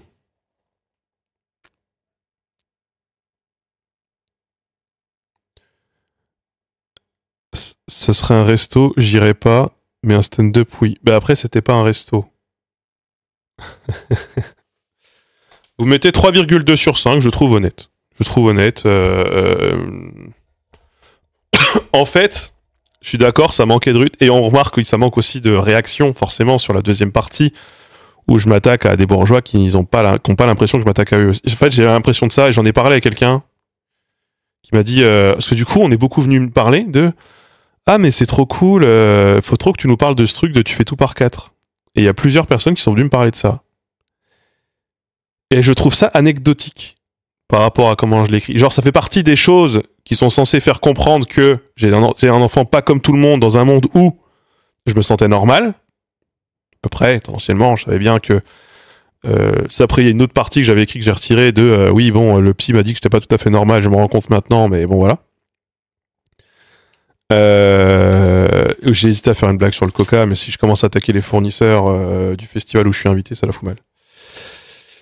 Et en fait, pour moi, du coup, c'est quelque chose d'anecdotique, c'est quelque chose qui n'est pas du tout le cœur du truc à retenir. Et j'ai 2 ou 3 personnes qui sont venues me parler, qui m'ont dit merci, merci d'avoir parlé de ce décalage quand on est du prolétariat et quand on arrive dans les milieux de cercle de gauche. Il y a 2-3 personnes qui sont venues me le dire. Et ils m'ont dit, on est en train de le vivre en ce moment, ici même.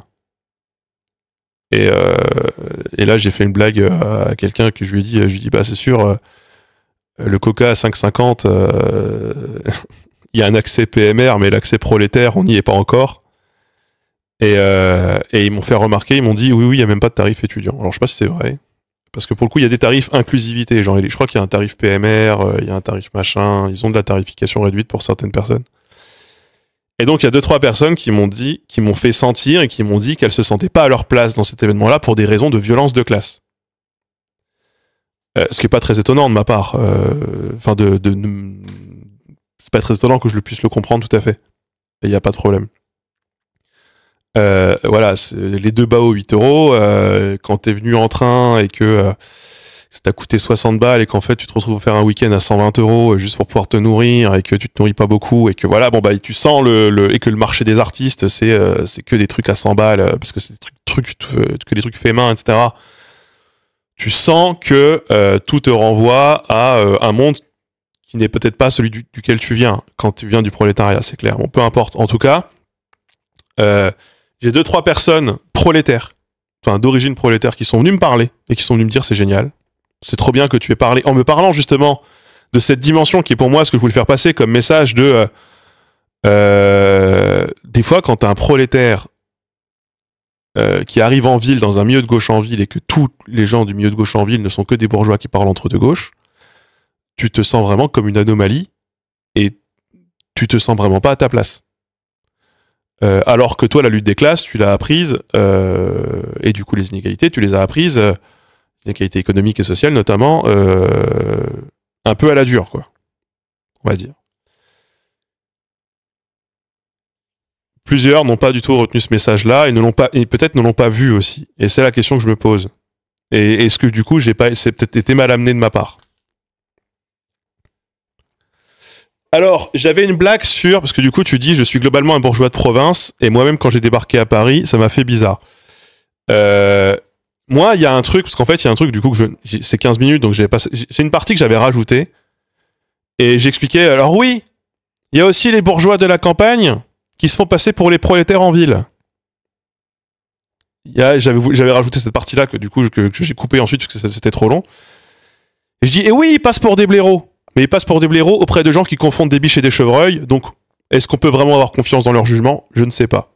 Et c'était une blague vraiment un peu genre campagne corps, quoi. Vraiment.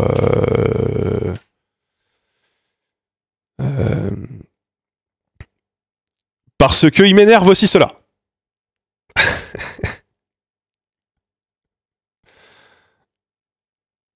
Le sandwich sur le parking, c'est assez précis comme rêve, je m'y reconnais. Ah bah ouais. La blague est valide. Ouais, mais là, je me serais vraiment annihilé beaucoup de gens. Je pense. Je sais pas. C'est bien vu, Imo, le parallèle. La transition arrive peut-être un poil tard. Le public pense que tu vas annoncer ton autisme ou je sais pas quoi pendant 80% du truc. Mais c'est ça l'idée justement, parce qu'en fait, il y en a plein déjà qui parlent de TSA, de neuroatypie, d'inclusivité sur la question du handicap, sur la question du genre, etc. Et pour moi, il manquait un peu cette dimension. Vraiment, je voulais vraiment montrer ce décalage de être un enfant qui, selon le psychologue que j'ai vu la semaine dernière, a le cerveau câblé à l'envers à la campagne, m'a paru... J'étais en décalage avec les gens, mais j'ai jamais... le décalage et la violence, je l'ai vraiment senti en arrivant en ville. Et notamment en arrivant dans les milieux de gauche. Les milieux bourgeois de gauche. Ça, c'est indéniable. C'est indéniable. En fait, je m'étais adapté, je pense. Je m'étais adapté et il y avait aussi une forme de fierté de là d'où je venais et j'avais envie de défendre ce monde. Et ça, je le dis souvent ici, j'avais envie de défendre ce monde, même si ce monde était violent pour moi quand j'étais jeune. Moi, j'ai eu une enfance où la violence était omniprésente. Dans les méthodes éducatives, ça allait encore, mais la violence des autres, la violence de classe, la violence économique, mais aussi la violence d'être un moyen moins à l'école et de pas du tout être populaire et de te faire un peu taper dessus. Moi, je me suis fait taper dessus à l'école.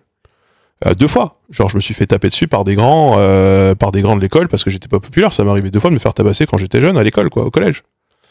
Une fois en sortant du bus et une fois en allant à la cantine. Et je n'ai rien dit. J'ai jamais dit. Enfin, en fait, la première fois, j'en ai parlé à mes parents. Mon père est venu le lendemain au bus choper le gars qui m'avait tabassé, le gamin, pour lui faire la peau. Et moi, j'ai pas eu le courage de rester. Je suis parti. J'avais peur de l'affronter. Du coup, quand je suis rentré à la maison, je me suis fait démonter par mon père, qui m'a dit franchement. T'étais où, pourquoi t'es parti, alors qu'en fait ce qu'il aurait dû faire c'est juste m'emmener et comme ça, bon bref, peu importe. Et la deuxième fois j'ai juste rien dit. La première fois j'ai dit cette personne je la connais pas, alors que c'est faux, genre je la connaissais évidemment. Et en fait ces gens-là aujourd'hui, mais c'est des gens qui sont bloqués là-bas, qui n'ont aucun espoir d'en partir, qui vivent avec rien et qui sont pour beaucoup de ceux que je connais qu'on fait de la prison, qui sont tombés dans le crack, ou alors qui vivent la vie mais qui leur était destinée depuis toujours. Et du coup ces gens-là, même s'ils m'ont fait souffrir, j'ai envie de les défendre parce qu'en fait ils se font défoncer par le monde entier. C'est aussi là, c'est pas le message que je veux faire passer là-dedans, mais c'est aussi par contre c'est quelque chose qui est important à comprendre dans mon parcours. Alors que les gens de la ville, j'ai pas envie de les sauver. Genre les bourgeois de gauche de la ville, j'en ai énormément autour de moi. En fait, moi je leur en veux toujours un peu. Ça c'est parce que c'est dans mon parcours, j'ai un peu ce truc de vengeance. Je leur en veux de m'avoir à l'époque catalogué, d'avoir autant été dans le mépris de classe, alors qu'à la base, on est censé quand même lutter pour l'égalité. Enfin, faut savoir que dans les années 2000, on parle pas encore tout à fait de féminisme ou pas autant. On parle pas de validisme et on parle pas de lutte de genre. Par contre, on parle de lutte des classes. Et la lutte des classes, là, il y a rien du tout. Genre, il y a son père. Et on t'explique que l'Europe c'est génial et que toi t'es trop con dans ta campagne d'avoir voté non pour le traité, pour avoir voté pour l'Europe, t'as voté non, vous comprenez rien, vous êtes vraiment des attardés, etc. Donc moi c'est ça aussi hein, quand j'arrive en ville, on sort de ça en termes de politique. C'est pour ça d'ailleurs que moi je fais campagne pour Jean-Luc Mélenchon en 2012, à une époque où la plupart des gens font campagne pour le PS parce qu'il faut voter utile contre Nicolas Sarkozy. J'en ai parlé beaucoup de fois ici. Et nous on venait nous faire chier parce qu'on votait pas utile à gauche. Parce que moi, quand j'arrive en ville, en fait, je suis en troisième année à l'université quand il y a les élections en 2012. Donc, je voulais parler de ça. Ça me paraissait important de parler de ça dans un milieu où ils étaient tous là. Voilà. Globalement. Tu n'es pas très urbain. Oui, je perçois le jeu de mots. Alors la question qui se pose, c'est est-ce que c'est un exercice qu'il faudrait que je reproduise ? Je n'en ai aucune idée. Encore une fois, comme je disais tout à l'heure, j'avais vraiment envie que ce soit à peu près fluide, et pour que ce soit fluide, il fallait que je le répète beaucoup. Je l'ai répété à peu près une 60aine de fois en 4 jours, pour essayer qu'il y ait un peu plus de fluidité, qu'il n'y ait pas trop d'hésitation, et que je puisse un peu mieux maîtriser aussi les interactions un peu plus directes, un peu plus improvisées. Parce que ça, je me connais, ça m'arrive en conférence. Parce que là, c'est pas, en fait, des conférences devant des gens, j'en fais souvent. Hein. C'est pas pareil. La linguistique, je peux en parler facilement. Parler de mon travail, je peux en parler facilement. J'ai l'habitude de le faire. C'est pas la même chose. Là, c'est quelque chose de beaucoup plus prenant, beaucoup plus. C'est aussi une façon de se livrer dans tout, quoi. Et ça me voilà. Enfin, je voulais être le plus à l'aise possible en sachant que ouais. Alors les 15 minutes avant, je me chiais dessus. Hein. 15 minutes avant, je me chiais dessus. Quand ça commençait à chauffer et tout, et qu'en plus ça m'annonce, et je me dis en fait, putain, c'est ce que je vais leur donner n'est pas du tout ce qu'ils attendent. Ça va être compliqué. Et bah, ça vous a plu ? Oui, vous avez mis 3,2, ce qui est pas mal, je prends. Voilà. C'est un film. Moi, un film noté 3,2 sur 5. Peut-être je vais au cinéma pour les voir. Mais arrêtez de me parler de Franck Lepage. À chaque fois qu'il y a des bails où il y a des gens qui montent sur scène, vous parlez de Franck Lepage. Il y a d'autres gens, hein. Vous savez, il y a d'autres gens qui font des trucs. Hein. Pas que je déteste Franck Lepage. C'est juste qu'on a fait beaucoup de choses depuis que Franck Lepage est monté pour la première fois sur scène. Je ne dois pas faire un one-man show, mais en refaire à l'occasion, oui. Et en même temps, c'est plus t'en parles, plus c'est facile de le faire. Et c'est pour ça que quand tu parles de rodage, les gens, ils l'ont fait 50 fois, 60 fois avant. Moi, ce que j'ai trouvé très dur comme exercice, et c'est peut-être parce que en ce moment, je suis sous Xanax, et que je pense que ça joue beaucoup sur la mémoire, c'était de mémoriser. C'est genre, j'ai une admiration folle pour les gens qui arrivent à mémoriser 1 heure de spectacle, ou 1h15 de spectacle. C'est un exercice qui est très très difficile.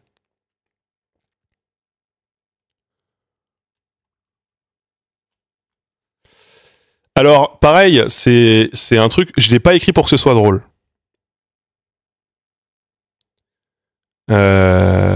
Oui, bah de toute façon, vous découvrez rien si vous êtes habitué au stream. Je l'ai pas écrit pour que ce soit drôle. Et en même temps, je l'ai écrit pour que ce soit pas chiant. Et ça, c'est comme j'écris une vidéo YouTube, ou comme je fais des interactions ici en live. Pour que ce soit pas chiant, des fois, il faut faire un peu des traits d'humour, des décalages, voilà, du sarcasme.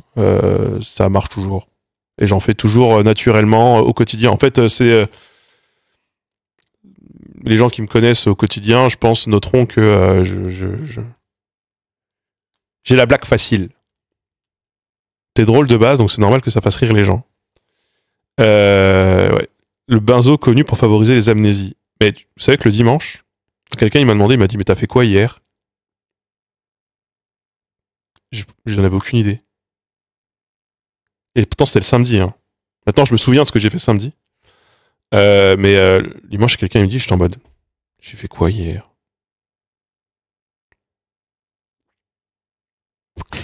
Après, il m'a dit, mais si, on était dehors à tel endroit. Je fais, ah oui, putain, merci.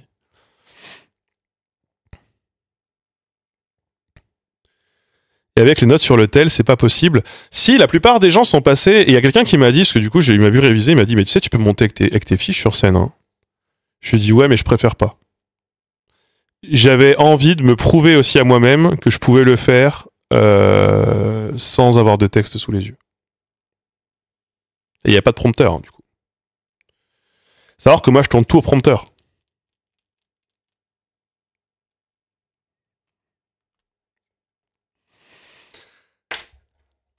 Donc bon, voilà ce que c'était. Je sais pas s'il y a grand chose de plus à évoquer. C'est un exercice difficile hein, quand même.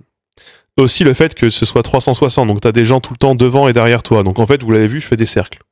Je fais des cercles en marchant et je regarde beaucoup vers le bas. Mais ça, je le fais toujours. J'ai du mal à regarder les gens, donc ça m'angoisse. Donc j'ai essayé d'éviter de croiser le regard de qui que ce soit. Une chose que je fais dans la vie aussi. Hein. J'en ai pas parlé là, mais j'aurais pu. Hein. Pour revenir sur le débat de les particularités, les machins, les trucs, c'est parce qu'il y avait des lieux communs. Genre être fan de train, c'est un running gag. Il y a beaucoup de blagues sur les gens qui sont fans de train, quoi. Ben moi, j'avais une très bonne mémoire aussi avant, et maintenant, c'est compliqué. C'est vrai que c'est dur. Et donc, j'ai fait 15 minutes. Il fallait faire 15 minutes, j'ai fait 15 minutes, donc c'est pas plus mal d'avoir oublié certains passages, même si certains passages pour moi étaient essentiels. Je pense que ce qui était vraiment essentiel de ce que j'ai oublié, c'est vraiment le gars qui pense être de ton côté. Genre le bourgeois de la campagne qui pense être de ton côté, qui veut te défendre. Alors que dans ta tête, lui, c'est un bourgeois comme les autres. Et qui te traite vraiment comme un malade, vraiment. Ou j'avais aussi comme un réfugié qui a traversé le Sahara, comme bref, mais bon, faut voir. Il se trouve que. Ouais, j'ai pas dit que mon père était cheminot, c'est vrai. Il se trouve que j'ai fait. En plus, il se trouve que j'ai fait une blague à quelqu'un. Je le raconte ça ou pas? À quelqu'un, peut-être même d'ailleurs, qui est ici. Peut-être quelqu'un qui va regarder cette VOD. Je m'excuse. Voilà, je m'excuse auprès de toi. Tu m'as écrit sur Instagram. On a beaucoup parlé. On a parlé pendant plus d'1 heure. Avec toi et ton ami. Tu m'as dit que tu avais des problèmes d'anxiété. Et tu étais très préoccupé pour la situation de Gaza. Et tu m'as parlé des enfants de Gaza. Et je t'ai dit, ah bah ouais, tant qu'il y en a encore. En mode humour noir. Israël fait un génocide. J'ai failli te faire pleurer. Je m'en suis beaucoup voulu, sache-le. C'était pas bien amené. Ça c'est. Je pense que je suis un peu trop détente avec les gens des fois. Je pense que je les prends trop des fois. Je les. Voilà. Bon. C'est pas la question de la blague était bonne ou pas. Moi, la blague me semblait bonne et je l'aurais fait avec des amis, y compris des amis qui sont très inquiets de ce qui se passe à Gaza. Mais cette personne, je ne la connais pas en réalité. Et je ne connais pas son lien avec la bande de Gaza. Et donc, des fois, je suis un peu trop... C'est pour ça que j'ai posé la question je me pose la question auprès les gens qui regarderont la VOD et qui m'ont déjà croisé peuvent... Il y a des moments, je sais pas trop comment réagir quand des gens m'abordent. Et je peux vite détendre l'atmosphère avec une petite blague. Mais qui met mal à l'aise. Je l'ai fait une deuxième fois à quelqu'un qui m'a dit, en fait, il y a quelqu'un, a posteriori, c'est quelqu'un que j'avais déjà croisé. Voilà. Mais sur le moment, je sais pas du tout qui était cette personne. Pour moi, c'est un gars du public, random. Et on était plusieurs vidéastes ensemble et amis. Voilà, sur une place, c'était plus l'événement, c'était après la soirée, post-soirée, etc. Et il vient et il dit, je vous rejoins parce que vous êtes les seules personnes que je connais. Et en fait, clairement, il était mal à l'aise. Et moi, je le connaissais pas. On était beaucoup à pas le connaître. Et du coup, je lui dis, t'as qu'à dire qu'on est le bas du panier. C'est ça. Et direct, et en fait, c'était une blague. Mais c'est parce que il lance cette phrase, je l'attrape au vol. Et il s'est senti, je pense, trop mal. Et du coup, je m'en suis voulu aussi. Je me suis dit, merde, je voulais blaguer, je voulais pas qu'ils se sentent mal. Je pense des fois, il faut que je ferme ma gueule. Hein. Ouais, il faut que je ferme ma gueule des fois. Je pense. Des fois, vaut mieux se taire. Mais après, il y a des moments où je suis plus dans un mood où je me tais. Et après, les gens disent putain, il est super austère, super froid, il décroche pas un mot. Il y a des moments hein, où je suis comme ça aussi. Il y a des moments où je sais pas trop. Je sais pas si je dois parler, faire une blague. En fait, je suis dans un moment où. En fait. Après 10 ans, je crois que je sais toujours pas gérer les rencontres avec des gens que je ne connais pas. Et j'en ai eu beaucoup à ce moment-là. Et en fait, quand je vais à un festival comme le Culture Fest, je sais que j'ai une bonne partie des gens de mon public qui sont des bourgeois de gauche. Et je sais que une bonne partie des gens de mon public et le public de Manon, il y a intersection. Et donc je sais que je vais être arrêté, qu'on va beaucoup me parler. Je m'y attends, je m'y prépare quelque part. Donc je suis un peu conditionné à être en mode à la fois des temps je m'en bats les couilles et en même temps je peux me faire arrêter à tout moment pour parler avec des gens. Et ça m'est beaucoup arrivé là en 2 jours. Et donc là j'étais dans un mood où vas-y je réponds, vas-y je suis disponible, vas-y je leur parle. Même si les interactions elles peuvent être très gênantes. Et j'ai eu un peu mon lot d'interactions gênantes pour ce week-end et je pense que je les ai eues pour le mois. Parce que, alors là c'est un conseil que je vous donne en tant que public. Il y a 3 types de gens. Alors, il n'y en a pas 2, pas comme chez Normal. Moi je dirais il y a 3 types de gens. Fans qui veulent venir te parler. Il y a ceux qui osent pas et qui t'envoient un message après sur Instagram pour dire j'ai pas osé venir te parler. Et là c'est dommage. C'est dommage. Venez, je vais essayer de vous mettre à l'aise. En fait, si je vois que vous n'êtes pas à l'aise et que je vois que vous avez peur, je vais essayer de vous mettre à l'aise. Parce que sinon, ça va être gênant pour tous les deux. Donc, je vais essayer de te donner des perches pour que tu puisses les saisir et je vais essayer de te faire parler.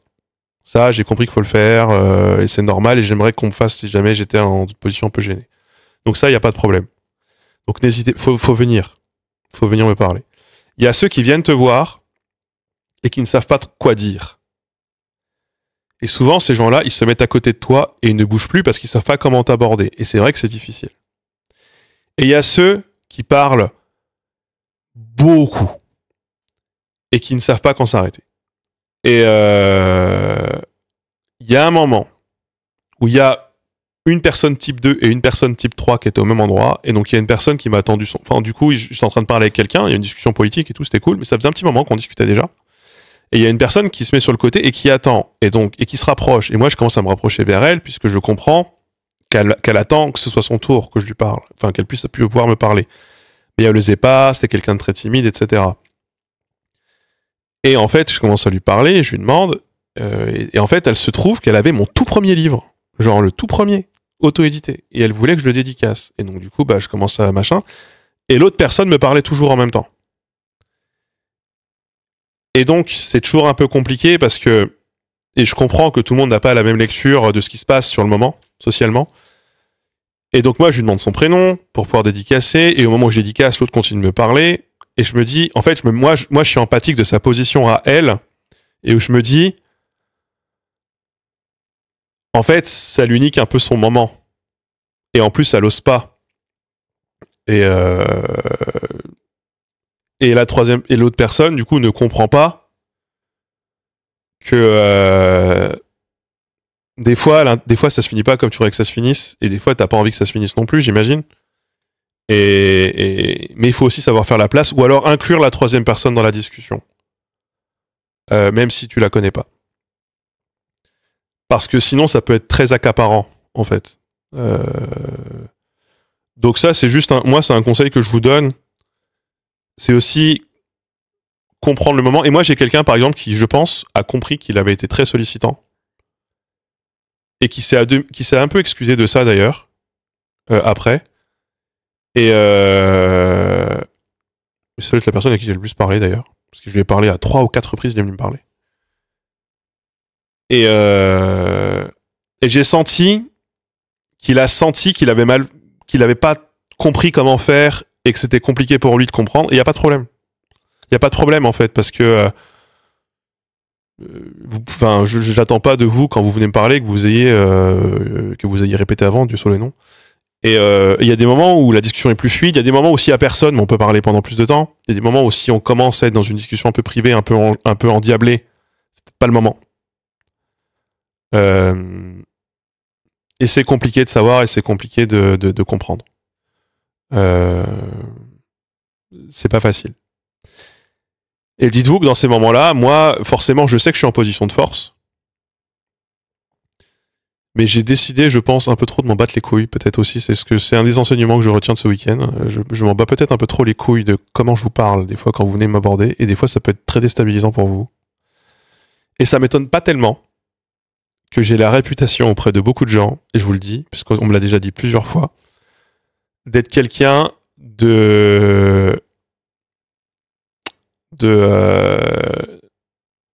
comment dire, quelqu'un de froid, quelqu'un d'un peu méchant, et quelqu'un qui a des paroles déplacées dans les interactions qui sont très fugaces. C'est pas, en fait, c'est juste que moi, je pense que il y a une partie de moi qui se considère encore un peu trop en mode. Moi, j'intègre pas le fait qu'il puisse avoir. En fait, je me considère pas comme quelqu'un de célèbre du tout. J'ai une petite notoriété, mais je suis pas quelqu'un de célèbre. Et des fois, je me comporte peut-être un peu trop comme un monsieur tout le monde auprès de gens qui ont mis beaucoup dans la représentation qu'ils ont de moi. Et peut-être que je fasse attention un peu plus, j'en sais rien. C'est vrai que moi, les anecdotes souvent qu'on me dit mais en fait t'es sympa quand on parle longtemps avec toi parce que moi j'ai un pote une fois il t'a croisé à la gare, tu lui as même pas dit bonjour. C'est vrai que je dis rarement bonjour aux gens et je trouve ça futile. Bon bref peu importe. Et ou alors ouais tu lui as dit ouais bouge pas je reviens et t'as oublié de revenir et genre tu l'as laissé là il t'a attendu et t'es jamais revenu et t'imagines et en fait alors ça m'arrive plusieurs fois, ça je suis désolé, j'oublie, ça m'arrive de dire à des gens bah attends j'ai un truc à faire, je reviens, et sur le trajet soit j'oublie, soit je suis alpagué par une autre personne, soit je fais totalement autre chose. Ça dans ma vie de tous les jours ça m'arrive sur beaucoup de choses dans ma vie en fait, de commencer à faire un truc. Sur le chemin, je fais un deuxième truc, après je fais un troisième, je fais un quatrième et j'oublie c'était quoi la première chose. Alors là, faut vraiment pas m'en vouloir. C'est... Voilà. Bon. Quand t'es le pote d'un streamer et que tu parles et que t'as des gens qui viennent te couper la parole, quel enfer. Ça, je l'ai déjà dit à plusieurs reprises.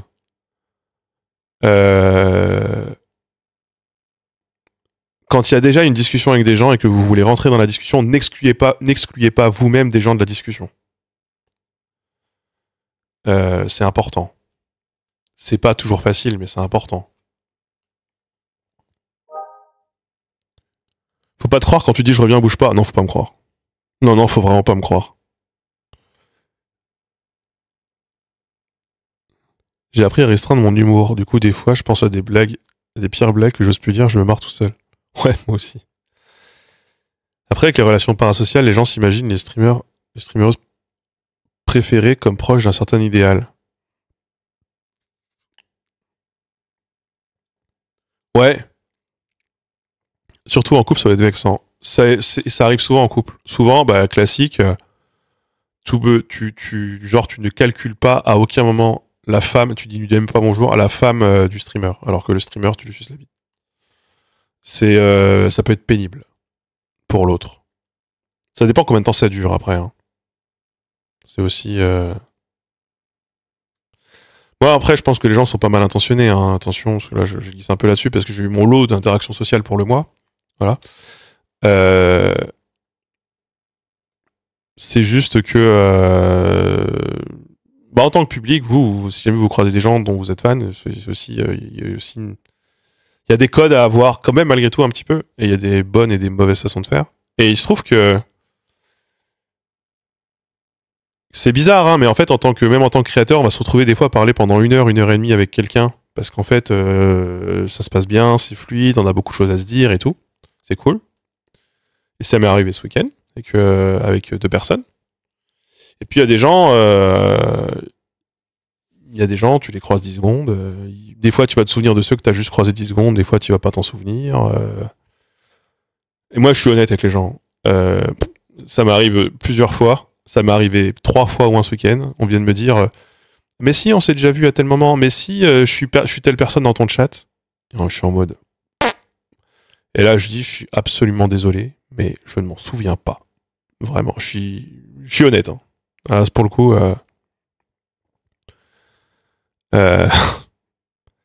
Je suis vraiment honnête.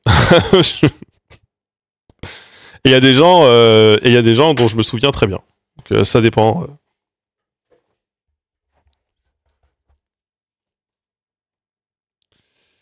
Ouais. Il y a des gens, tu les croises plusieurs fois. En fait, faut savoir qu'il y a un public convention festival aussi. Il y a des gens, ils vont faire 4 ou 5 événements dans l'année.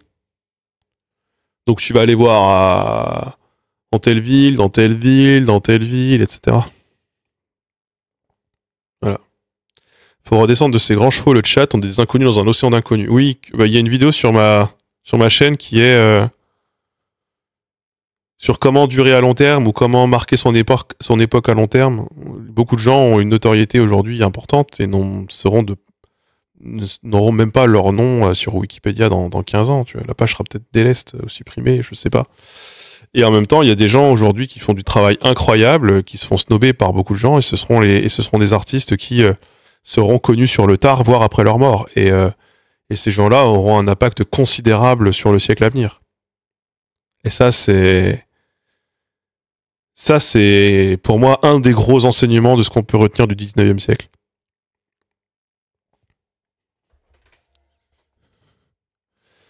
La fin du sketch d'Adèle Fugazi parle de ça. Il y a plus d'inconnus que de connus. On peut leur casser la gueule.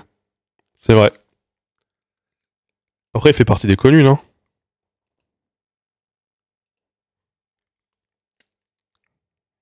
Puis il y a Victor Hugo. Ouais, mais il y a Victor Hugo, mais il y a Poinçon du Terrail, tu vois. Poinçon du Terrail. Je sais même plus c'est quoi son nom. On a la chance d'avoir un youtubeur, streamer, écrivain honnête. Ici? Ça, c'est ce que vous croyez, hein. Ça, c'est votre jugement et ce n'est que le vôtre.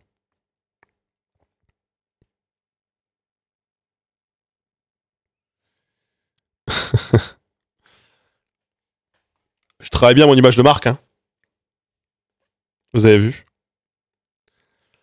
Bref, j'espère que les bourgeois qui regarderont cette VOD auront saisi la subtilité et ceux qui étaient au Culture Fest et qui voudront revoir et revivre ce moment auront un peu plus compris ce que je voulais faire et même si vous étiez que des bourgeois, j'ai bien aimé le moment, moi. Moi, faut savoir que tout était payé pour moi.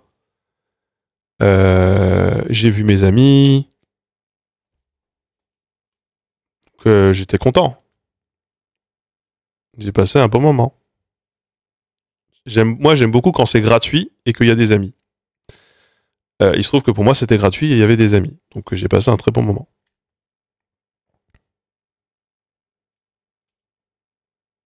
Et j'ai même été payé. C'est assez rare pour le noter d'ailleurs. On est jamais payé quand on passe en événement. Là, on est tous payés. On est payé 200 € hors taxe, pour être précis. T'as pu finir la meute? Bah j'ai pas commencé, puisque du coup, à partir de mardi dernier, je me suis dit, je ne fais que ça, Culture Fest, donc j'apprends le texte, je le modifie, je le machin, je le répète. Et en fait, vous répétez 60 fois un sketch de 15 minutes, bah ça fait 15 heures de répétition. Hein. Ça fait pas mal quand même. Je pense pas que ça se voit très bien. Je pense pas que ça se voit de ouf. On voit que c'était nouveau pour moi. On m'a dit d'ailleurs, le fait que tu sois pas trop sûr de toi ajoute à la démarche d'humilité que tu es et au message d'humilité que tu essayes de faire passer. On m'a fait ce retour.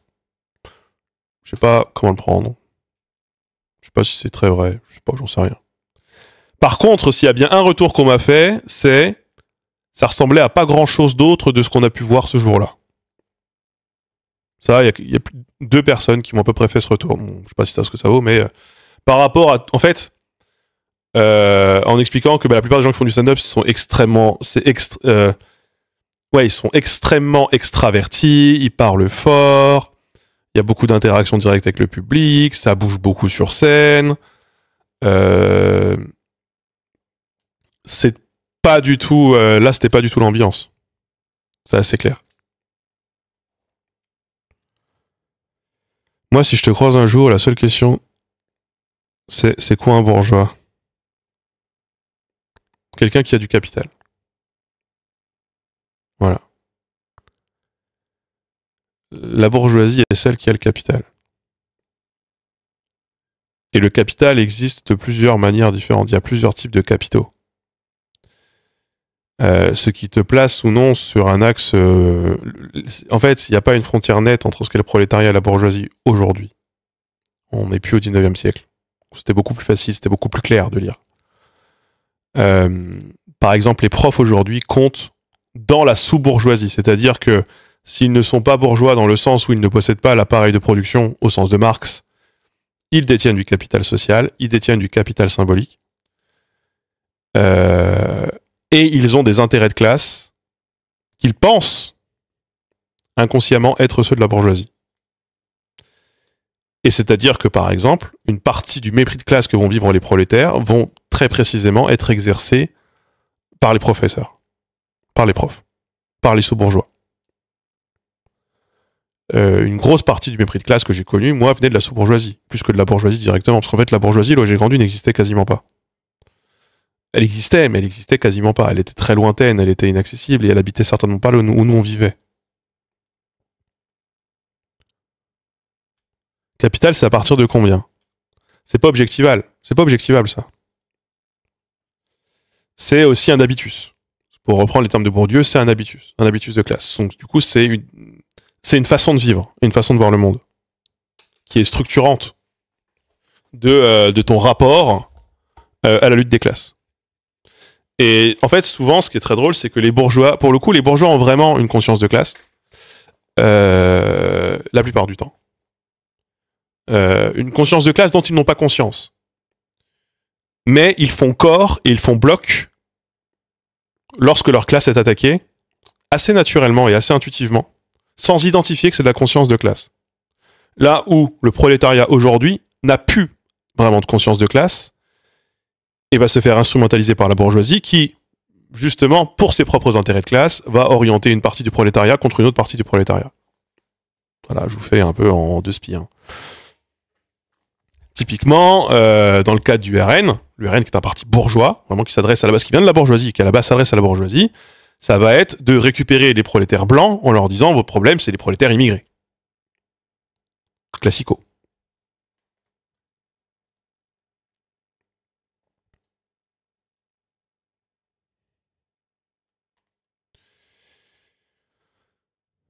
Qu'est-ce que tu penses des sous-bourgeois anticapitalistes? Je pense qu'on en a besoin. Voilà, moi, je ne veux pas éliminer les bourgeois. Je ne veux pas limiter. Moi, vous savez, un truc qui m'a fait rire. Merci Fachnia pour le sub. Un truc qui m'a vraiment fait rire, c'est que je suis tombé sur quelqu'un du coup qui était militant de la France Insoumise, militant du POI, qui disait plus jamais PS, ils ont beaucoup trop trahi la gauche, etc. Le gars qui m'a dit ça, je connais pas exactement son parcours ni d'où il vient, mais bon, lui là à cet événement à Pantin au Culture Fest. Je peux me tromper, mais de par ses habits, sa manière de parler, etc., je pense qu'il n'est... En l'occurrence, le PS défendrait très bien ses intérêts. Tant mieux, hein, s'il considère que lui, ses intérêts sont du côté de la France Insoumise. Après, ce que je disais avec lui, ce qu'on discutait de ça avec lui, je disais, c'est marrant, parce que la France Insoumise, c'est le parti qui tape sur le PCF en essayant d'avoir l'électorat d'Europe écologique qui est le plus compatible avec l'électorat PS qu'il faut absolument honnir. Donc tout ça est un peu kafkaïen. Et... les sous-bourgeois, on en a besoin. Moi, je veux bien qu'on parte en croisade contre les sous-bourgeois, contre les bourgeois de gauche. C'est pas mon idée. Mon idée, c'est que il faut aussi que les bourgeois checkent leurs privilèges.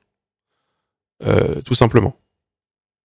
L'intersection et l'intersectionnalité, l'intersection des luttes et l'intersectionnalité. Parce qu'ici, on me fait des fois le procès de oui, mais t'es un class first. Non, c'est juste que la dimension lutte des classes a été perdue, a été oubliée à pas mal d'endroits, et je pense qu'il faut la réintégrer. Tout comme la dimension anticapitaliste. Et donc, c'est des discours qu'on a tout le temps ici, hein, donc je me répète beaucoup, mais... Et donc, il est important de comprendre que la lutte féministe, la lutte antiraciste, j'en sais rien, la lutte antivalidiste, ça va avec la lutte des classes et ça va avec la lutte anticapitaliste. Tout ça va ensemble. Il faut pas oublier, pour moi, la matrice dans laquelle tout se passe, c'est-à-dire la lutte des classes. Pour moi, tout ça est un enjeu aussi de lutte des classes. Par exemple, un sujet dont j'ai beaucoup parlé ce week-end, parce qu'on en avait beaucoup parlé ici, ça vous a beaucoup choqué, c'est la notion d'homonationalisme. Et c'est marrant parce que du coup, je me suis retrouvé à en parler. Oui, il y a beaucoup d'hommes gays qui votent à l'extrême droite, par exemple. Et c'est pas parce que vous êtes, c'est pour ça en fait, c'est pas parce que vous êtes prolétaire que vous pouvez pas voter à l'extrême droite. C'est ce qu'on disait une part, voilà. C'est pas pour autant qu'il faut disqualifier tout le prolétariat, ni le défendre. Et ben, en fait, c'est pareil avec les homosexuels. C'est pas parce que vous êtes des hommes homosexuels que vous ne pouvez pas ne pas voter à l'extrême droite. D'ailleurs, en fait, maintenant, c'est un fait plutôt attesté et c'est une notion qui est de plus en plus étudiée. C'est un fait de plus en plus étudié socialement. C'est pas pour autant qu'il faut disqualifier tous les hommes homosexuels et la lutte, enfin voilà, vous voyez ce que je veux dire. Et la lutte, comment dire, les luttes LGBT, dont beaucoup d'ailleurs si on prend les homonationalistes qu'on va trouver par exemple au RN, comme des Chenus ou des Jean-Philippe Tanguy, hein, eux n'aiment pas le terme LGBT, ils le trouvent disqualifiant, ils ne veulent pas, ils veulent à tout prix tirer un trait entre eux et les LGBT, mais c'est juste que il faut vraiment pas perdre en fait la boussole et l'horizon de égalité pour tous et inclusivité pour tous. Voilà. C'est hyper essentialisant de dire que parce que tu fais telle chose, tu votes ça. Non mais on dit pas que tous les hommes gays votent à l'extrême droite, ni que tous les prolétaires votent à l'extrême droite. Après, 57% des ouvriers de ce pays votent Marine Le Pen quand même. C'est beaucoup. C'est 21% du corps social, les ouvriers aujourd'hui. Des chiffres que j'avais regardés, c'est entre 22, 21, 22, un truc comme ça. Donc il y a un survote. Il y a un survote Marine Le Pen chez les ouvriers. Si tu représentes un cinquième du corps social, mais que tu représentes la moitié des voix d'un parti, il y a une tendance. Pourquoi les homos votent RN selon toi? Parce que le RN a le discours de on va jouer. En fait, exactement ce qui se passe avec Israël sur Gaza. Je vais y revenir. Il y a le RN pinkwashise le discours, tout comme Netanyahou par exemple a pinkwashé son discours. Pour jouer le genre contre la race. Donc, il y a de ça. Alors qu'en réalité, encore une fois, c'est une opposition qui est absolument factice et qui n'a pas de sens. Mais c'est l'idée. L'idée, c'est de dire, attention, le grand remplacement est une réalité, et le jour où vous serez tous grand remplacés, ben, les LGBT, vous allez disparaître parce que la charia, c'est pas compatible avec les LGBT. Sauf que, ben, en réalité, le grand remplacement n'a pas lieu, et personne n'a prévu d'instaurer la charia en France, que je sache. Donc c'est factice. Et du coup, ça joue sur une peur. Ça joue sur une peur, oui. La tendance ouvrière, c'est aussi l'abstention. Oui, c'est aussi une des tendances, oui, effectivement.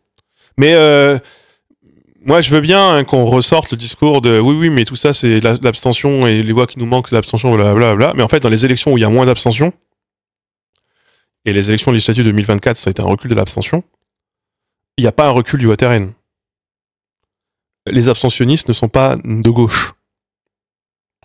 En fait, les abstentionnistes sont... quand on force les abstentionnistes à voter dans notre pays, quand les abstentionnistes font la démarche d'aller voter, ils votent pour les partis classés ou identifiés comme anti-système. Et le RN fait partie d'entre eux. Et le RN, d'ailleurs, prend une grosse part de ce vote. Et donc ça, faut quand même l'intégrer et quand même ne pas l'oublier et ne pas être aveugle de ce phénomène malgré tout. Et c'est pour ça qu'en fait, l'intersectionnalité, c'est super important. Et c'est aussi pour ça qu'il faut que, pour autant, tout le monde parle de ce qu'il connaît le mieux. Tout le monde n'est pas bon sur tout le monde n'est pas bon sur tous les sujets, et c'est normal, tout le monde n'est pas omniscient, et tout le monde n'est pas tout à fait bien renseigné sur les enjeux de la lutte sur tel point. Ici, par exemple, on parle beaucoup de la visibilisation et de la visibilité des minorités linguistiques, qui est un enjeu inexistant, où que ce soit. Et d'ailleurs, je vous le redis, et c'est en train de se mettre, l'événement qu'on fait le 6 septembre à Fougères, l'affiche sera trilingue. Ça me paraît important. J'arrive. Parce qu'il y a des enjeux d'inclusivité linguistique. Et figurez-vous que depuis que j'en ai parlé de ça en stream, de ce stream où je parle des minorités linguistiques, j'ai reçu plusieurs messages, plusieurs DM sur Insta notamment, et plusieurs mails de personnes qui sont de langue maternelle régionale et qui m'ont dit « Putain, merci pour ton discours, on l'entend jamais nulle part. Merci, merci de l'avoir. Putain, merci, quoi. » Et vous savez, tous ces gens qui n'existent pas. Bon, bref, peu importe. Donc ici, on va surtout parler de langue minorisée, de lutte des classes et de prolétariat, parce que c'est de là d'où je viens, et parce que je viens aussi d'une région. Moi, j'ai grandi dans un français qui n'est pas tout à fait le français standard, et c'est un enjeu que je connais bien. Donc moi, j'ai beaucoup parlé de ça. Et puis, les personnes qui sont plus basées sur le féminisme vont vous parler de féminisme. Sur la transidentité, vous parleront de transidentité, ou des transidentités d'ailleurs, parce qu'il n'y a pas une forme de transidentité, il y en a plusieurs. Ceux qui connaissent mieux le validisme, de racisme. Et donc, c'est important pour vous de vous nourrir de tous ces discours, et c'est important aussi qu'on fasse partie tous d'un front commun, d'une forme d'union de la gauche, qu'on intègre chacun nos enjeux qui vont vers le même horizon, qui est l'égalité pour tous, une lutte anti-impérialiste, une lutte anticapitaliste. Et ça ne veut pas dire que... Enfin voilà, c'est juste que... Parce que c'est pour revenir sur le truc de class first, machin, etc. Donc voilà, donc moi je parle des choses, et j'ai surtout parlé pour revenir au Culture-Face, des choses qui me concernent et que moi je vis vraiment dans mon corps, à moi, etc. Je le vis vraiment profondément, en moi. Et je parle des choses je parle des choses qui suscitent en moi une réaction quasi immédiate et irrationnelle, parce que je connais le mieux, et c'est le monde duquel je viens, et c'est comme ça que j'ai grandi. D'autres parleront mieux de ce qui les concerne directement, dans leur chair, dans leur corps, et c'est comme ça qu'on en parle encore le mieux. C'est pour moi la différence entre comprendre et expérimenter quelque chose. Je pense que... Merci Zéphyr pour le Prime. Je pense que beaucoup de gens peuvent comprendre, mais ce n'est pas comme vivre la chose, ce n'est pas comme l'avoir expérimenté. Vivre le mépris de classe n'est pas la même chose que comprendre le mépris de classe. Comme moi, par exemple, je peux comprendre ce qu'est le racisme, mais je ne vis pas ce qu'est le racisme. Vous voyez ce que je veux dire ? Eh bien, moi, il y a pas mal de choses où je vois le mépris de classe. Genre, je le vois, mais je vois les dérapages de certains de mes amis. La facilité vers laquelle ils y tendent quand ils se surveillent pas. Je le vois directement. Et s'ils peuvent le comprendre, ils ne le vivent pas, parce qu'en fait, s'ils le vivaient, ils n'auraient pas ce genre de take. Et c'est pas grave. C'est pas grave, il y a juste un apprentissage à faire, qui est un peu long et qui est un travail de long cours. Et oui, ce serait gallo-breton, français gallo-breton, oui. L'affiche. En tout cas, c'est sur grand pas.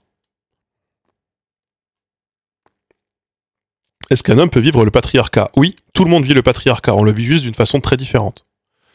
La masculinité toxique s'exerce chez les femmes, enfin sur les femmes, et sur les hommes. Les stéréotypes de genre s'appliquent aux deux. C'est juste que l'expérience n'est pas vécue du tout de la même façon, et que les intrants et les conséquences ne sont pas du tout les mêmes. Mais évidemment, bien sûr que les hommes vivent le patriarcat. Le mépris de classe inversé, qu'en pensez ? C'est comme le racisme anti-blanc, j'ai envie de dire, si c'est un problème, pour le coup, je le mets un peu plus loin sur la liste des priorités, si jamais il fallait en établir une.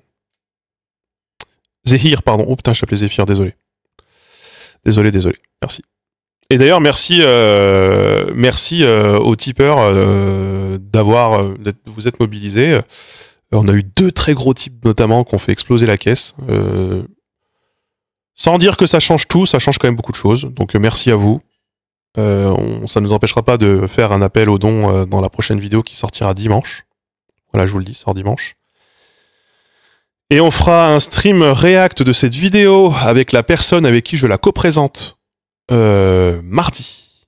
Ce sera du coup le sujet sur l'arabe de France. Existe-t-il un arabe de France ? Jeudi soir prochain, normalement, la meute. Faut quand même qu'on en parle. Et le mardi après, donc pas mardi là, mais mardi dans 2 semaines, on aura aussi des invités probablement pour parler d'un sujet très spécifique de sexe social. Donc voilà, merci pour les bits opposed. Mais je vous redirai tout ça. Je vous redirai tout ça en ce moment, voilà.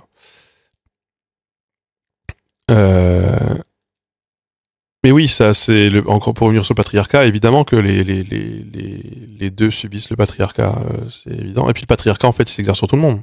Euh, Tout le monde partout, tout le temps. Il est aussi très présent chez les hommes gays. C'est aussi structurant, des fois, de leur mode d'expression et de sociabilité. Les hommes gays n'interagissent pas du tout de la même façon entre eux que les femmes gays, que les femmes homosexuelles, par exemple. Et là, il y a beaucoup à dire sur à quel point le patriarcat joue ou est structurant. Ou sur le rapport par exemple, être un homme bisexuel en France, bah, ce n'est pas être un homme ce n'est pas être un homme homosexuel et ce n'est pas être un homme hétérosexuel. Pour des raisons de patriarcat. Voilà.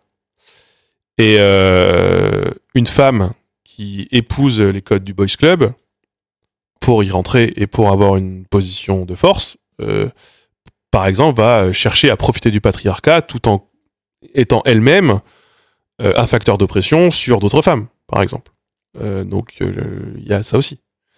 Donc, c'est bon, ça, encore une fois, ça c'est des choses dont on va peut-être parler ce soir dans Sexe Social, en fait. Là, on est en train d'un peu déborder, mais c'est une parfaite transition. Donc, sur ce, moi, je vais aller manger. Maintenant. Et puis, pour 21h, peut-être 21h15, si ça déborde un peu, on se retrouve en stream pour Sexe Social. Le sujet, a priori, qu'on a choisi, et vous pourrez intervenir si vous le souhaitez, évidemment, ça va être un sujet un peu large qui a l'air d'être comment se redécouvrir. Voilà. Comment se redécouvrir ensemble en couple, comment se redécouvrir soi-même, comment se redécouvrir quand on change de vie, quand on change de genre, quand on change de sexualité, quand on a fait un coming out, j'en sais rien. Le sujet est très large et c'est fait pour que tout le monde puisse se l'approprier. Et le Sexe Social, c'est dans 1 heure. C'est dans 1 heure, mais un autre setup, il faut que je mange avant. Et oui, c'est ce soir. C'est dans 1 heure. Là, je coupe et dans 1 heure, je relance. Je sais que c'est débile de ma part, puisque du coup, on va perdre tout le compteur de viewers et vous serez parti faire autre chose. Mais donc voilà, je vous le dis, dans 1 heure, sur cette même chaîne, eh ben, on se retrouve. Peut-être même dans un peu moins d'1 heure. Mais de toute façon, avec le temps l'écran d'attente, machin, dites-vous 21h15, 21h30, on sera dedans, quoi. Donc à tout à l'heure. Voilà. Et merci de vos retours. Et j'ai hâte d'avoir les retours des gens qui vont regarder la VOD. J'ai hâte. N'hésitez